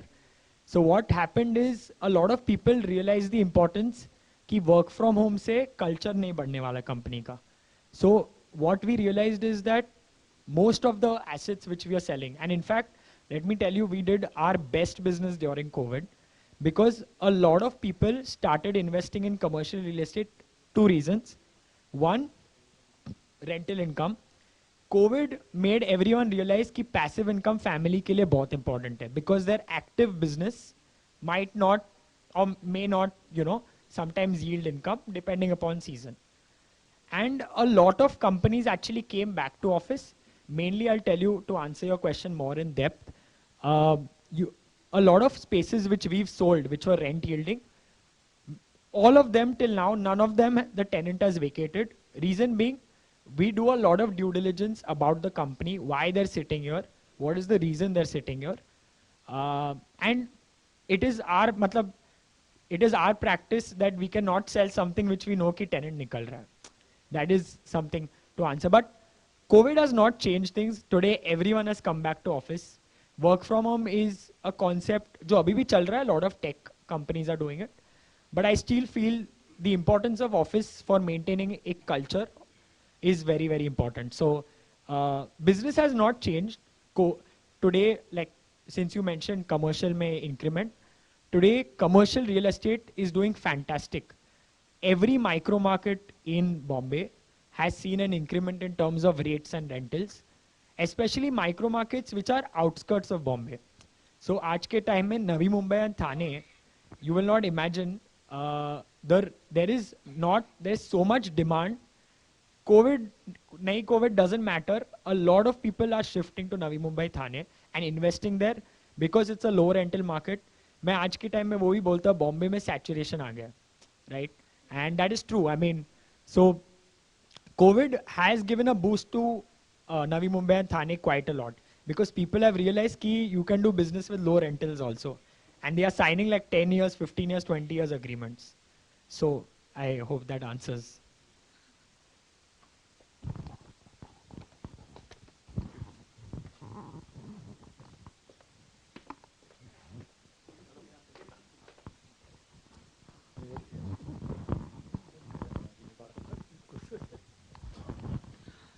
Pawan Chaudhary, I got two questions. One, what is the minimum ticket size you deal? So Yeah. typically a commercial property Huh. starts anywhere from like a good, typically what we work, 5 crore se chalu hota hai approximately in Mumbai. Okay. Mumbai, when I say Mumbai, matlab MMR, Navi Mumbai, Thane, 3 to 5 crores is the minimum ticket size and maximum to kuch hai nahi. The second thing, the current rental income is 6 to 7%. So what do you feel, say, down the line 5 years, what appreciation in commercial property you look for? So to answer your question, appreciation is a very location specific thing. Mumbai mein there's not much in terms of commercial properties. I mean, most of the people who made wealth have made wealth like by investing in Mumbai 10 years back because that's when real appreciation tha. आज के time में, if your question is appreciation, we propagate everyone to invest in outskirts. When I say outskirts, matlab not outskirts matlab itna dur, but yeah, Navi Mumbai, Thane, we're doing a lot of work there, and we've almost sold over 3 lakh square feet there. So, and we really believe in the potential of those micro markets. Today, Bombay does have potential, but then you need to be very smart about it. In the sense, Lower Parel में for example rate, I'll just give you a small example. Lower Parel में आज के time में rate चल रहा है commercial property का. Typically, if you buy a good property, you'll get in the range of 45-50,000 के range में carpet पे. Now, if you're smart about it, if you enter a property at 35, you've captured your appreciation. And there are buildings out there which I can obviously tell you whenever you want, कि आप enter कर सकते हो at a low cost, and you can take benefit of that appreciation. So appreciation is never about exit, it's always about entry, is what I always believe. Ki your entry point decides your appreciation, if that answers. Kanishi, I want to say something. My son is with me. What you said is right. मेरा विचार था कि हमेशा property bye करके ही इसको आगे बढ़ना चाहिए. Just now we bought one office right now. अभी 10 दिन पहले, and he was against it. He said नहीं, हमको रेंटल पे रहना चाहिए. तो जो आपने कहा एकदम सही कहा. My son is there, Rahul Khetan. So we have a opinion difference. But मैं आपसे एक चीज़ ये पूछना चाहता हूँ, अगर हम कोई चीज़ बाय आउट करते हैं तो आगे जाके उसका अप्रिसिएशन तो हमको ऑफकोर्स मिलता ही है. सो हम रेंटल के ऊपर भरोसा करें कि अप्रिसिएशन पे करें? Sir, आपका जो question is really nice because my father is also of the same thought. मेरे फादर मेरे को वही बोलते हैं कि मतलब बीच में क्या हो गया था सर, हमारा actually our house went under renovation. So dad was like कि कि एक नया प्रॉपर्टी, मतलब we had a property, will shift into that property. वो ऑलरेडी भाड़े पे था. So dad was like tenant को निकालते हम खुद शिफ्ट हो जाते हैं. मैं बोला no, let's take it on rent, let this rental income. So end में वही हुआ जो उनको चाहिए था. So to answer question, appreciation sir property में डेफिनेटली मिलता है, and I am like a big proponent of that. But at the same time what happens is, कभी कभी जो अप्रिसिएशन आपको मिलता है, you are not able to beat inflation a lot of times. And आज के टाइम में India में टिपिकली 6-7% तो इन्फ्लेशन हो ही गया है. सो to beat inflation, sir, typically it's very difficult. If you invest in the right pockets, you can. But Bombay, like peak Bombay, mein appreciation is not that high, sir. Like it does not beat 6-7% typically. So if that answers the question, rental mein sir kya hota hai? As the market moves, rentals keeps on fluctuating. So and wo aapko flexibility mil jati hai. Very nice Tanish, very nice. Thank you so much. Thank you, thanks. दोस्तों, हमारे बीच में एक बहुत ही prominent आदमी हैं, अपने जज, जो इनकम टैक्स ट्रिब्यूनल के जज रह चुके हैं काफ़ी साल तक, श्री अरुण जी गरोडिया. मैं उनसे रिक्वेस्ट करूंगा कि वो मंच पे आएँ. और हमारे साथ में अनिल जशरापुरिया जी हैं, मैं उनसे भी रिक्वेस्ट करूंगा कि उनको इंट्रोड्यूस करें प्लीज़. राजेंद्र जी से रिक्वेस्ट करूंगा कि उनका सम्मान करें. सुमन जी आप भी आइए प्लीज. हमारे बीच में दिल्ली से हमारे मनमोहन जी आए हुए हैं. उनका बहुत बड़ा प्यार है हमारे अग्रवाल सम्मेलन के लिए. उनसे रिक्वेस्ट करूंगा कि मंच पे आएं. सूरज जी, जो हमारे पिलर हैं इस बिजनेस मीट के, please come on stage.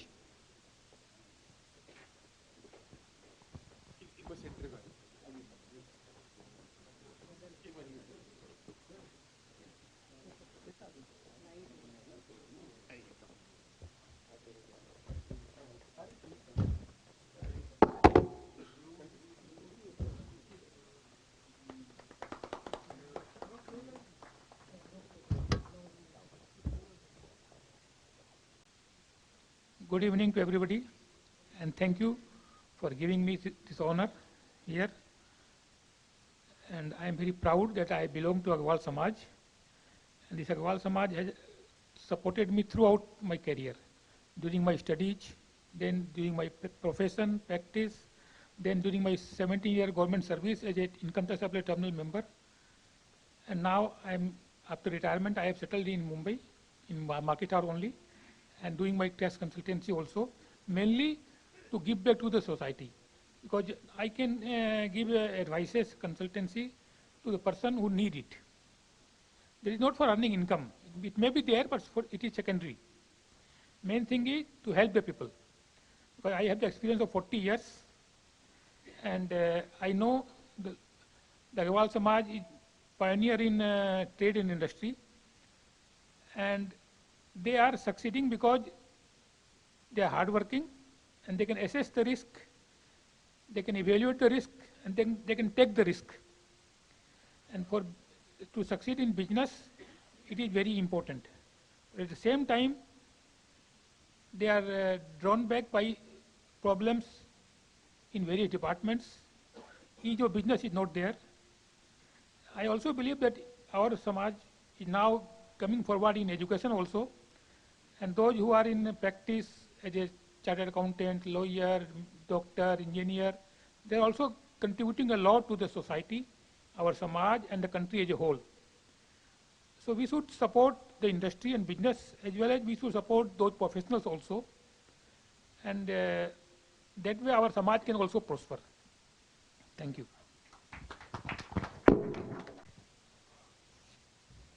Last but not the least, our most important speaker for today, Mr. Ashish Jalanji. Let us welcome him. He is the PR and brand value strategist who has made a successful startup, Concept PR. They do brand building, reputation management, media relations, and crisis management, and many other things for their clients. I call Mr. Suraj Saraogi ji for his introduction. So it gives me immense pleasure to introduce my very dear friend Ashish Jalan. Ashish Jalan, from education, he's done his CA and he is a maths wizard. But in his daily life, he doesn't use anything of that. He's completely a PR man. Startup is a wrong word because now his company is more than 25 years old. I must tell you that if everybody remembers a case, that there was this Campa Cola compound building which was going to get demolished. And I would like to give a lot of credit to Ashish Jalan to ensure proper PR was done, proper press reporting was done. इनके building के gate तक demolition के लिए municipality आ गई थी and from there also with the support of PR and making the whole thing a national issue, the entire thing got regularized and the soft corner for every Indian came up in support of the Campa Cola compound people, and that it was averted. So it is a very interesting case study to be learned in the PR industry. And obviously a lot of corporates take services of Ashish and his company, and they've been doing very, very well, pan-India. It's a little offbeat industry, which we all businessmen may not be understanding. तो इसलिए मेरे को लगा कि अगर आशीष से सुने उसके इंडस्ट्री के बारे में and what changes are happening in his industry, then that will be very good. So Ashish, here the mic is yours. Thank you very much for coming over here. I request our President Shivkant Khaitan ji to please honor our speaker.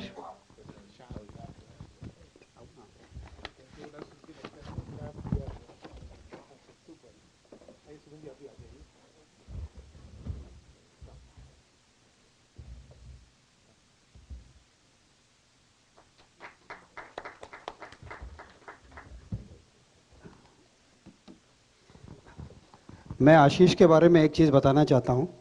आशीष और हम एक ही building, एक ही society और एक ही floor पे रहते थे, अभी तो ये शिफ्ट हो गया। सूरज ने बहुत कम बताया इसके बारे में, मैं इसको बचपन से जानता हूँ। ही इज़ नॉट ओनली ये ऑफ बीट वाली कंपनी वाली बात नहीं है, बट इसने कई फिल्में प्रोड्यूस की है। He is a producer of many films और ये खुद हीरो जैसा लगता है और हीरो का काम भी किया है। Thank you, Shukant Bhaiya. Thank you for the introduction. Just to tell you कि जो offbeat काम किए हैं, जो पिक्चर बनाई है, सब में फेल हुआ था. Like Kenish said, I love failure. तो failure से बहुत कुछ सीखा है. Finally, of course, the PR company succeeded, did extremely, is doing decently well. And to add to the Campa Cola case which Suraj mentioned, one thing I'd like to mention, say there, थोड़ी एक funny कहानी है कि हम लोग जब light fight कर रहे थे, तो वी थॉट अर्नब गोस्वामी का शो बहुत बड़ा है, वहाँ पे अगर कुछ बोला गया तो we'll get a lot of publicity. तो मेरे टीम ने कांटेक्ट किया, मैंने खुद उससे बात करने की कोशिश की। He didn't take my call. उसके जो टीम है उन्होंने बात किया एंड देयर सेड कि we deal with national issues. आप लोग तो महाराष्ट्र भी नहीं हो, आप लोग तो बॉम्बे भी नहीं हो, आप लोग एक वर्ल्डली छोटी सी एरिया में हो। And cut to 6 months later उनके टीम का फोन आया कि we would like to get your on the channel. So yeah, these things happen. Sometimes some things go right, some things go wrong. So I'll get along with my small. So I'm not going to talk about my company. I'm not going to talk about Concept PR. I will talk about PR and advertising and brand in general, just to give an understanding to everybody. To start with, I'd like to talk about what exactly is communication. मतलब communication का depth क्या है? So there's this movie जो अभी release हुई recently, Oppenheimer. It's about a person, about a scientist जिसने atomic bomb invent किया था 1945 में. तो जब first atomic bomb उसने invent किया था, तो first line that he said after that was, and I like to read that out, "Now I have become death, the destroyer of the world." And ये line कहाँ से लिया गया था? From भगवद गीता. श्री कृष्ण जी ने ये अर्जुन को बताया था during the recital of Bhagavad Gita. तो I'm just trying to say the communication can last for years if communicated right. That's how it starts. And then going forward, it's about the brand. So let me give you another example. What exactly is brand? So we all use Apple. Apple mobile को use कर रहा है, कोई Apple computer use कर रहा है. You know, the value of the Apple brand today is $800 billion, 880 to be precise. Just the brand value, it's not about the financials.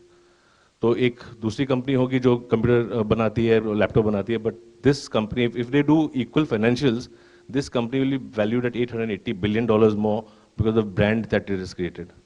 And just to give you an example, the largest brand in India is the Tata Group, which is at 26 billion. तो कहाँ 26 billion, कहाँ 880 billion?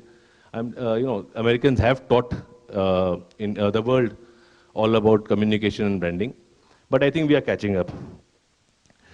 Theoretically, communication में दो हिस्से होते हैं. One is advertising, one is PR. That's how it's divided. And a common problem, common lapse which people think today, because of the digital world, they think that's the third way of communicating, but that's actually not the third way of communicating, that's a platform. So the platforms जो होते हैं, there's a print media है, there's television, there's radio. Digital is the next platform for the future. And just to, if Kenish is still here, Kenish, I'm 50, I'm above 40, but I still believe in it very, very strongly. So please make your group from 28 to 50 and not 28 to 40, because we all believe the digital is the future. So आज भी जो मैं बात करने वाला हूँ, I'm not going to talk much about print. I'm not going to talk much about television. I want to talk about the digital platform, because communication वहीं बढ़ रहा है. In fact, the spend, advertising spend जो है, in today's world, it's almost 68% is happening on the digital platform. As in India, we might find that a little hard to believe, but the fact is globally that's how it's happening. Last 2-3 साल में, since the COVID lockdown, even in India, the spend of Google has gone to $3 billion in India. The spend of Meta has gone to $2 billion, and it's increasing on a yearly basis. What is the reason for communication? What is the important salient features? What is the objective? What is the reason why we should communicate? There are 4 or 5 very basic principles which we need to keep in mind when we are looking at any communication campaign, communication plan. सबसे पहले is the objective. Whether अपने को brand build करना है, या product awareness करनी है, sales पे focus करना है, yeah, a thing which a lot of us here, all the businessmen here, might want to do is fundraising. Even for fundraising, it is very, very, communication plays a very fundamental role. In fact, though I said I will not talk about concept, but at concept, that's one of our large plays. We are one of the 2 agencies which do a lot of IPO marketing communication. So that plays a very fundamental role. Second, what we need to know is our target audience. कि who is it that we are addressing? अगर अपने को ये पता है कि अपना क्या target audience है, तो accordingly we will do the PR plan या advertising plan. तो शायद to give you an example, everybody knows Economic Times knows that it's one of the largest selling financial circulated financial paper. But do we want to get put an ad there, or do we want to get covered there? If you're a fertilizer manufacturer, for example, then it would be better कि कर्नाटका में अगर cell है तो अपने कन्नड़ प्रभात में करें, या राजस्थान में सेल है तो राजस्थान पत्रिका में करें. That will be more effective, rather than trying to get an article done or an ad done in the Economic Times. So it is very important to know who is our target audience, and उसी हिसाब से we go ahead and do our entire planning. Third is the platform by itself. Again, the platform is very important because of, again, in sync with the demography of the target audience. अगर demography 25 साल के लोग हैं, तो the platform would be digital, preferably. वही अगर एक 50-year-old है, 55-year-old है, तो maybe an Economic Times, maybe a newspaper, maybe a television, that would be a better platform. So it's very important that we also keep the platform in mind, and that match that the demography of the platform with the demography of the target audience before we do any plan. Because finally, advertising is expensive. It's not cheap. अच्छे खासे पैसे भी लगते हैं, मेहनत भी लगती है, टाइम भी लगता है, एफर्ट भी लगता है. And if it's going to the wrong place, it just doesn't make sense. Again, to give you an example, अगर यहाँ पे stock brokers हैं, if I want to target a stock broker, if I want to target people who are in trade in the stock market, but not all India, only Gujarat. So then instead of doing it in CNBC TV India, TV 18, which will actually showcase all India, I should do it on CNBC Gujarat.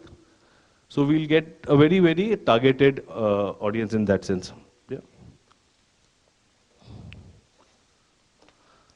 The other policy that happens is people think that advertising hai, PR hai, is very artistic, very inventive, ki jo creative hi hai sirf.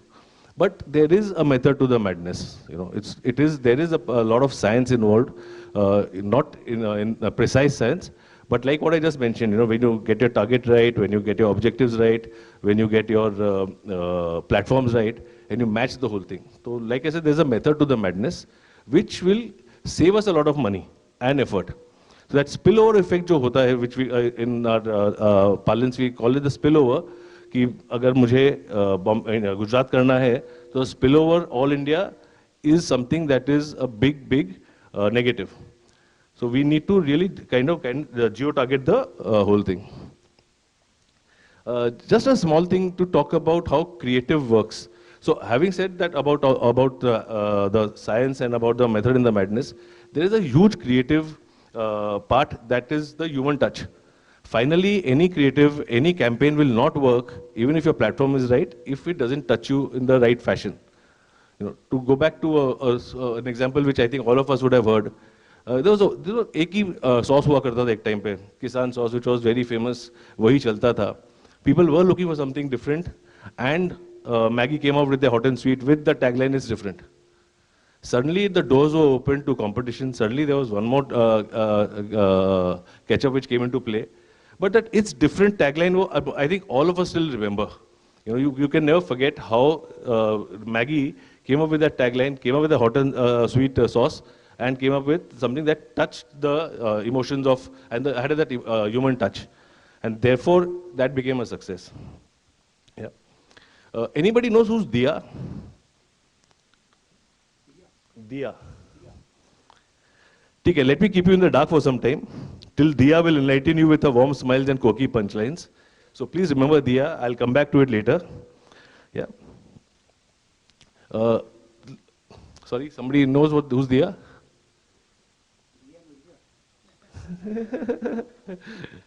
No, like I said, I'll come back to it later. So I'll move on to the digital world, which I was talking about. How in the last 2 years, post-COVID, it's grown exponentially. Just a fun fact. Everybody uses a toothbrush. So today, currently, 5 billion toothbrushes are being used in the world. And you have any clue how many smartphones are there in the world? 6.92 billion. More than the toothbrushes that are being used. Which means what? At a click of a button, on the digital platform, we can reach 6.92, more than the toothbrushes that are there in the world. The other fact is people spend on an average 7 hours daily on the internet, whether on the laptop, whether on the mobile, that's besides the point, but 7 hours daily. That's the average usage of the users, of 6.92 billion people. So the kind of visibility, the kind of impression that you can create on them is enormous. So digital transformation, disrupting, disruption was a word 2 years, 3 years back. Today it's disrupting the disruption. Artificial intelligence, machine learning, robotics, cyber security. These are words we start hearing every day. Irrespective of what age, I think anybody who's still doing business has to, somewhere pick this up, learn this up. The younger generation can pick it up faster, but we have all got savvy in our own way. Without this, there's no way of moving ahead. Website, website has become an identity. Visiting card की आजकल जरूरत नहीं पड़ती. अपना website आपका identity हो गया है. Your social media presence. I mean, any meeting, you're meeting somebody new, आप उसका social media देखोगे, वो आपका social media देखेगा, वो आपके website check करेंगे. You go there prepared, or you come back and do some more research. So a friend of mine called me suddenly one day कि अरे आशीष तू एंकर वाले को जानता है. तो I said, how do you know that? नहीं तेरे Facebook पे friend है. तो connect करा देना मुझे. So it's all become so easy and so dynamic in its own way that these things happen.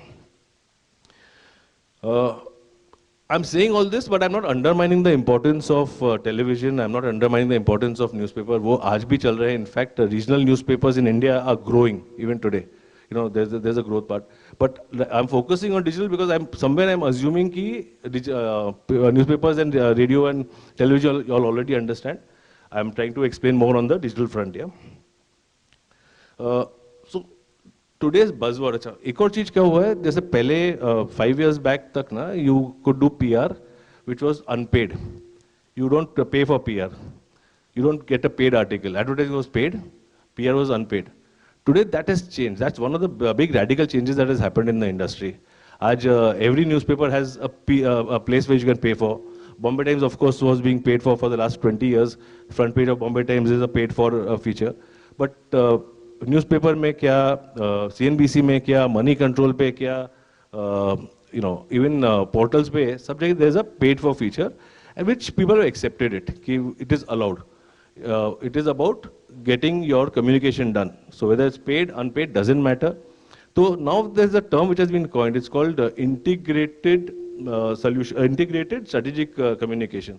So where you take a holistic picture, you know, वो segregate नहीं होता है कि तुम PR कर रहे हो, कि advertising कर रहे हो, या digital platform पे कर रहे हो. It all becomes together. So for the success of any communication campaign, communication program, it's very important to have this integrated thing. ताकि everybody talks one voice. आपका जो social media बोल रहा है, आपका जो advertising बोल रहा है, आपका जो PR campaign बोल रहा है, आपके जो interviews हो रहे हैं, they all should talk the same language. You know, ऐसा नहीं हो कि एडवर्टाइजिंग तो कुछ और बोल रहा है और आपकी पीआर मशीनरी कुछ और बोल रही है. तो that is becoming the buzzword these days and we need to really look at that. The other thing that has become big in today's times is the influencer marketing. You know, influencer marketing बहुत बड़ा होने लग गया है. To give the example of my company itself, till before COVID I had influencer marketing spend of zero, zilch, literally zero. आज की तारीख में for my clients I am spending ₹1 crore at least a month, at least. ज़्यादा अभी बढ़ते ही जा रहा है. Okay okay, again fun fact here, Ronaldo the football player, for one tweet what kind of money do you think he charges for one tweet? $868,000 for one tweet. Can you imagine what kind of money we are talking about?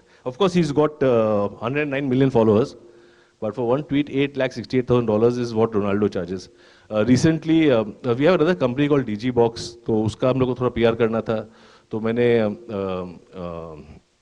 Sonu Sood से एक tweet करवाया था. And after a lot of connect with him, थोड़े दोस्ती खाते में थोड़ा connect लेके सब कुछ करने के बाद में भी I paid him 3.5 lakhs, and this I'm talking 2 years back. After a lot of connect, one tweet. So that's how influencer marketing is getting bigger and bigger, and across sectors. आपके इसमें you'll get travel influencers, you'll get food influencers. अब जो industry बोलो, you know, IPO, we do marketing, IPO marketing communication. That Rachana is becoming very big. Amrish Baliga is becoming very big. These are people who charge you for their tweets. They charge you for writing on their website. So and people know it's paid for, but they're willing to accept it. So that's the second change that has happened. The third change, which is again very important in the industry, is something called geo-targeting and customization. So geo-targeting is and that happens on a digital platform. It's very difficult to do it on the newspaper and the television medium. But if I want to target people only say in Goregaon, एक builder है, मैं एक building बना रहा हूँ, या मैं एक स्कूल है मेरी गोरेगांव में, और मुझे उधर के आजू बाजू के ही विद इन द विसिनिटी मुझे टारगेट करना है, तो those ads that I play on the digital platform will be geo targeted. तो गोरेगांव एरिया में और आजू बाजू जो है, using the pin code and the TP IDs we can do that. तो again the spill over becomes very very minimalistic. So the efficiency of the spend and the efficiency of the campaign goes sky high. The other thing is customization.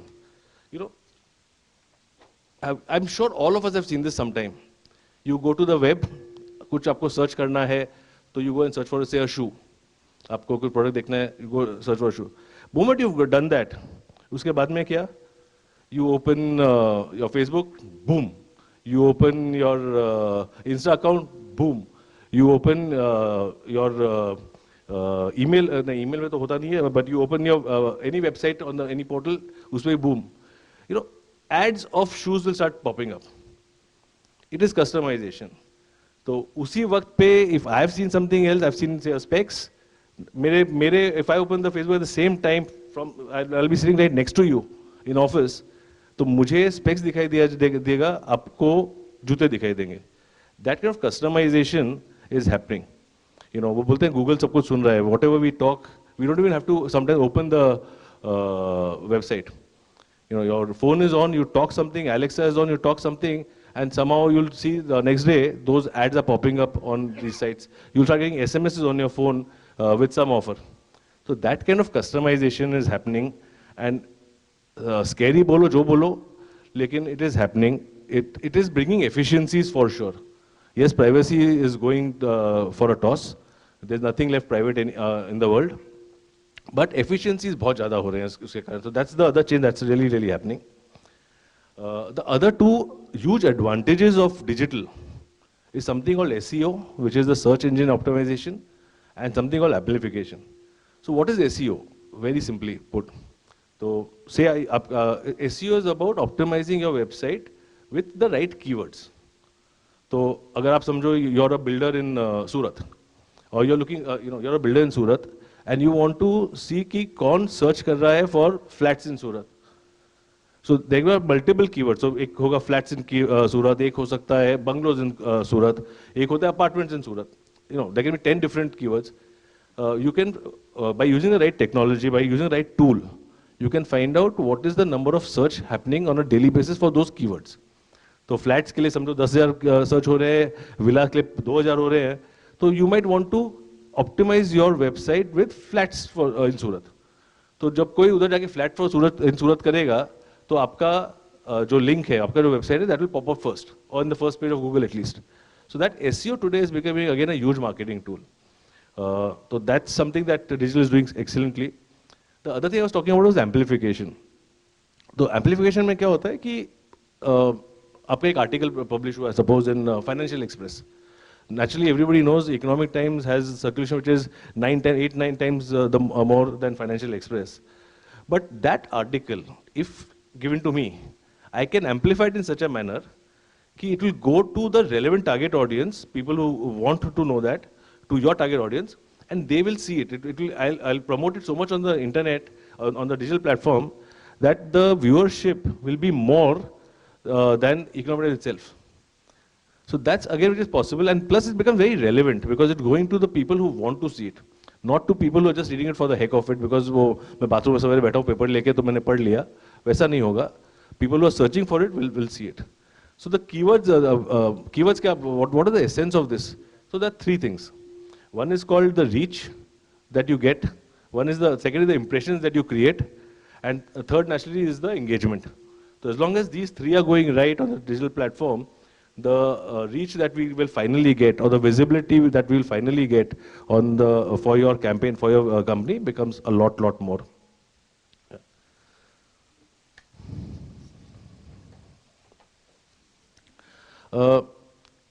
I would like to just add 2 or 3 lines on the IPO business, specifically because यहाँ पे सब entrepreneurs बैठे हुए हैं, and maybe fundraising would be part of the journey sometime.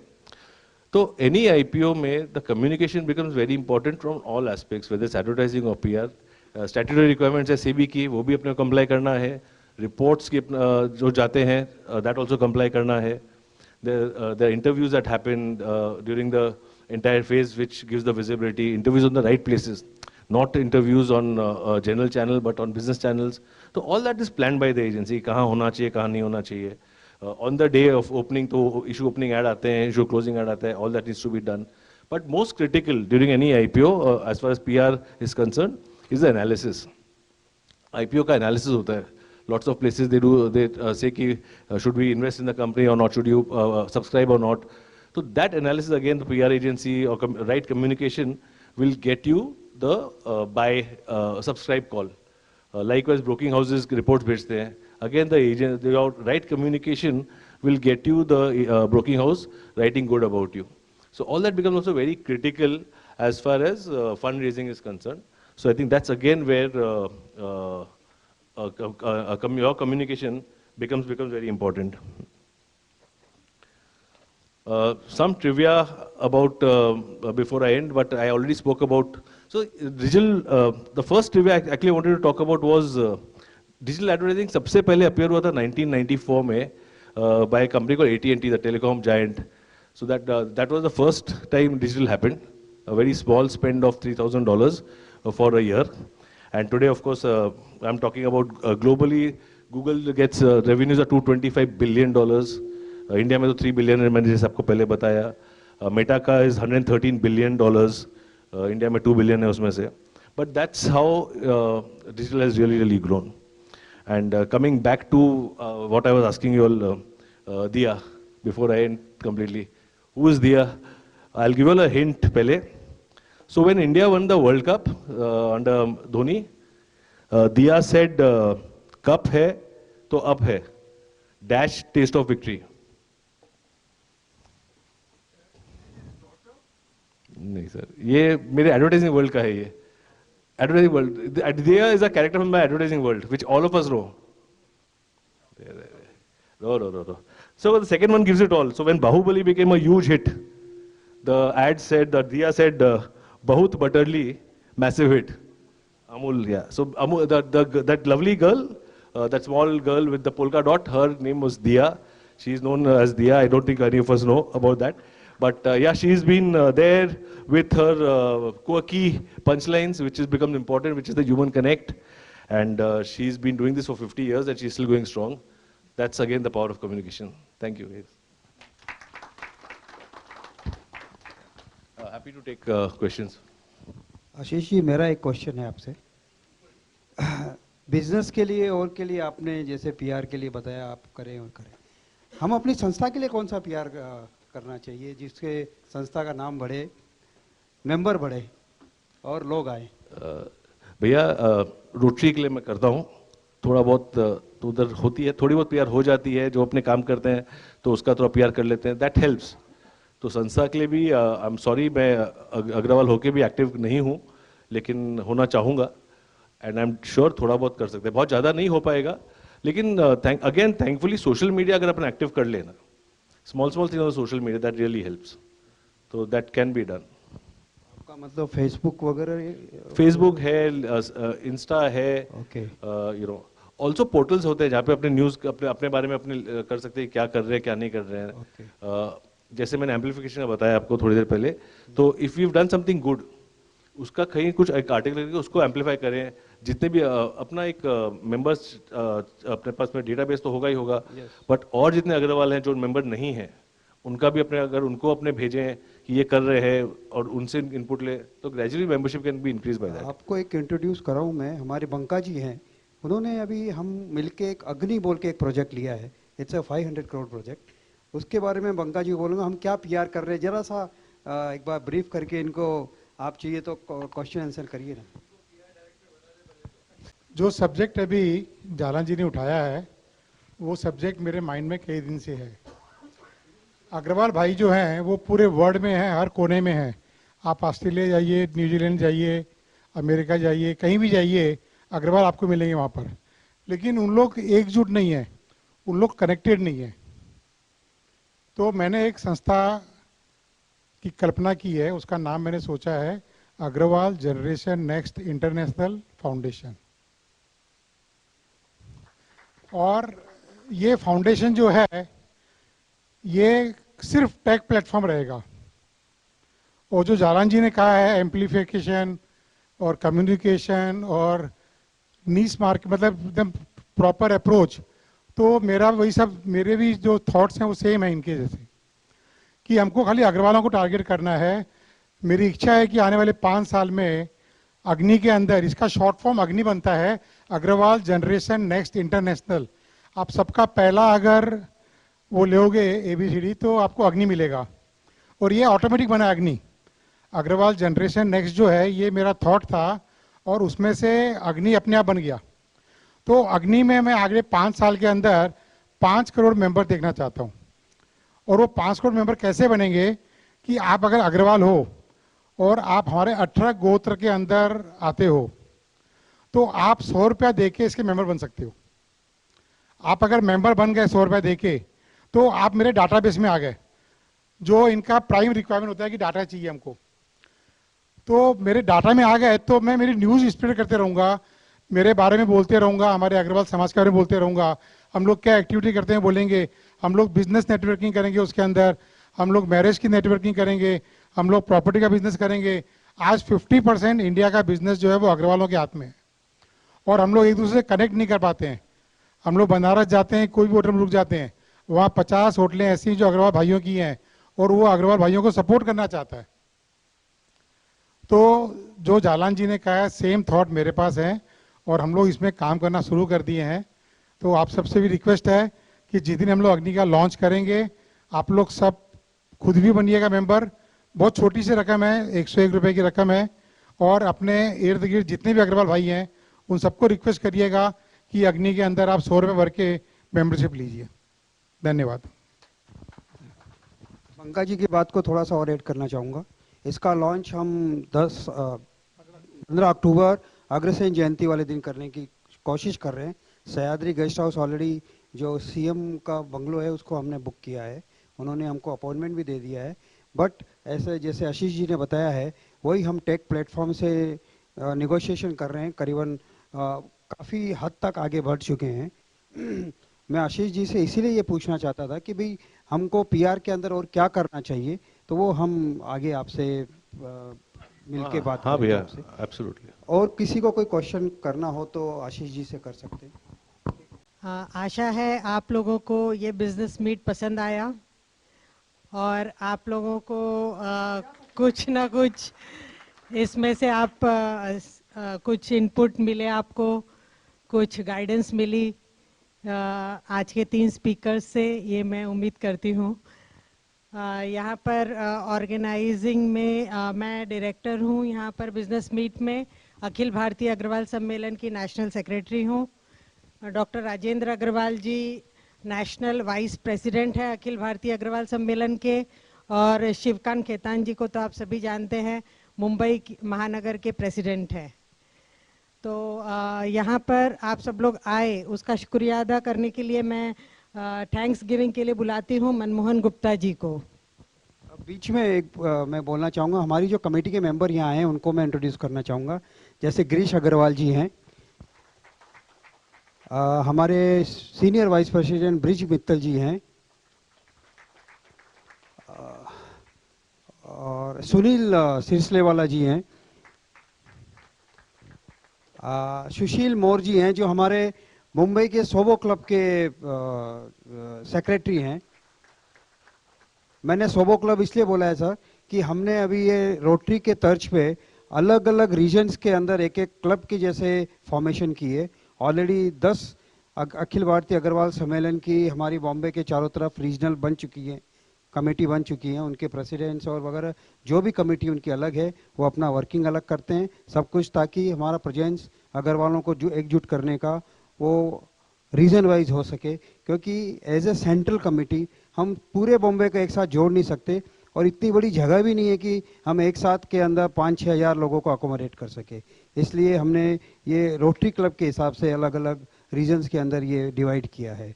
और कोई हमारे committee member हो तो please get recognised please. Sanjeev ji Swaroop, ये जो हमारे सोबो क्लब के हैं, संजीव जी गए क्या, चाय पीने गए लगता है, और कोई हैं? Thank you. हाँ, राजेंद्र जी से मैं रिक्वेस्ट करूंगा कि 2 मिनट में बोलना चाहूँगा। मेरी सबको ये रिक्वेस्ट है, being Agarwal, give your little time, little money for the development of the society. अपनी सबकी जिम्मेवारी बनती है कि खाली कमाना खाना पीना खुद के लिए इज़ नॉट इनफ। जब थोड़ा सा करोगे कम्युनिटी के लिए तो आपको भी खुशी मिलेगी और कम्युनिटी का डेवलपमेंट होगा। हम जो एक्टिविटीज़ कर रहे हैं, helping the community for education, helping the community for medical, helping marriages of community, हम अग्रवालों को बीच में टूर्स करते रहते हैं, मीटिंग्स करते रहते हैं, तो इतनी अपॉर्चुनिटीज़ हैं। जैसे आप जुड़ोगे, आप वुड से कोई भी कमेटी से जुड़ जाइए पूरी बॉम्बे में। हमारे बीच में अनिल बगेरिया जी आए, अनिल जी खड़े हो गए, अनिल बगेरिया जी न्यू पनवेल से आए हैं। जस्ट 15 दिन पहले 700 अग्रवाल पनवेल में साथ में जुड़े हैं अखिल भारतीय अग्रवाल सम्मेलन के साथ में। उन्होंने वहाँ 4 कमिटीज बनाई है, नेरुल में, खारगर में, पनवेल में, न्यू बॉम्बे में, एंड वहाँ जुड़े हैं। They will keep meeting monthly, interacting, विचार करेंगे। मतलब थोड़ी सी अग्रवालों के बारे में चिंता करिए कि हमको कुछ करना है। सो यू गॉट अपॉर्चुनिटी, जहाँ जुड़ना है जुड़िए, कीप कमिंग और approach us if you want to be in any committee, if you want to form a group, you want to give donation. हमने बंबई में करीबन 50 अग्रवाल ब्यूरोक्रेट्स को जोड़ रखा है। IAS, IPS, IRS, every possible department, railways, bank. SB Agarwal ji खड़े हो गए बीच में। SB अग्रवाल जी कस्टम से हैं and he is retired from the customs. Bombay के आधे ऑफिसर उनके थ्रू हमको जान पहचान हुई है। You will be very happy to know Bombay के chief commissioner of customs Pramod Agarwal हैं।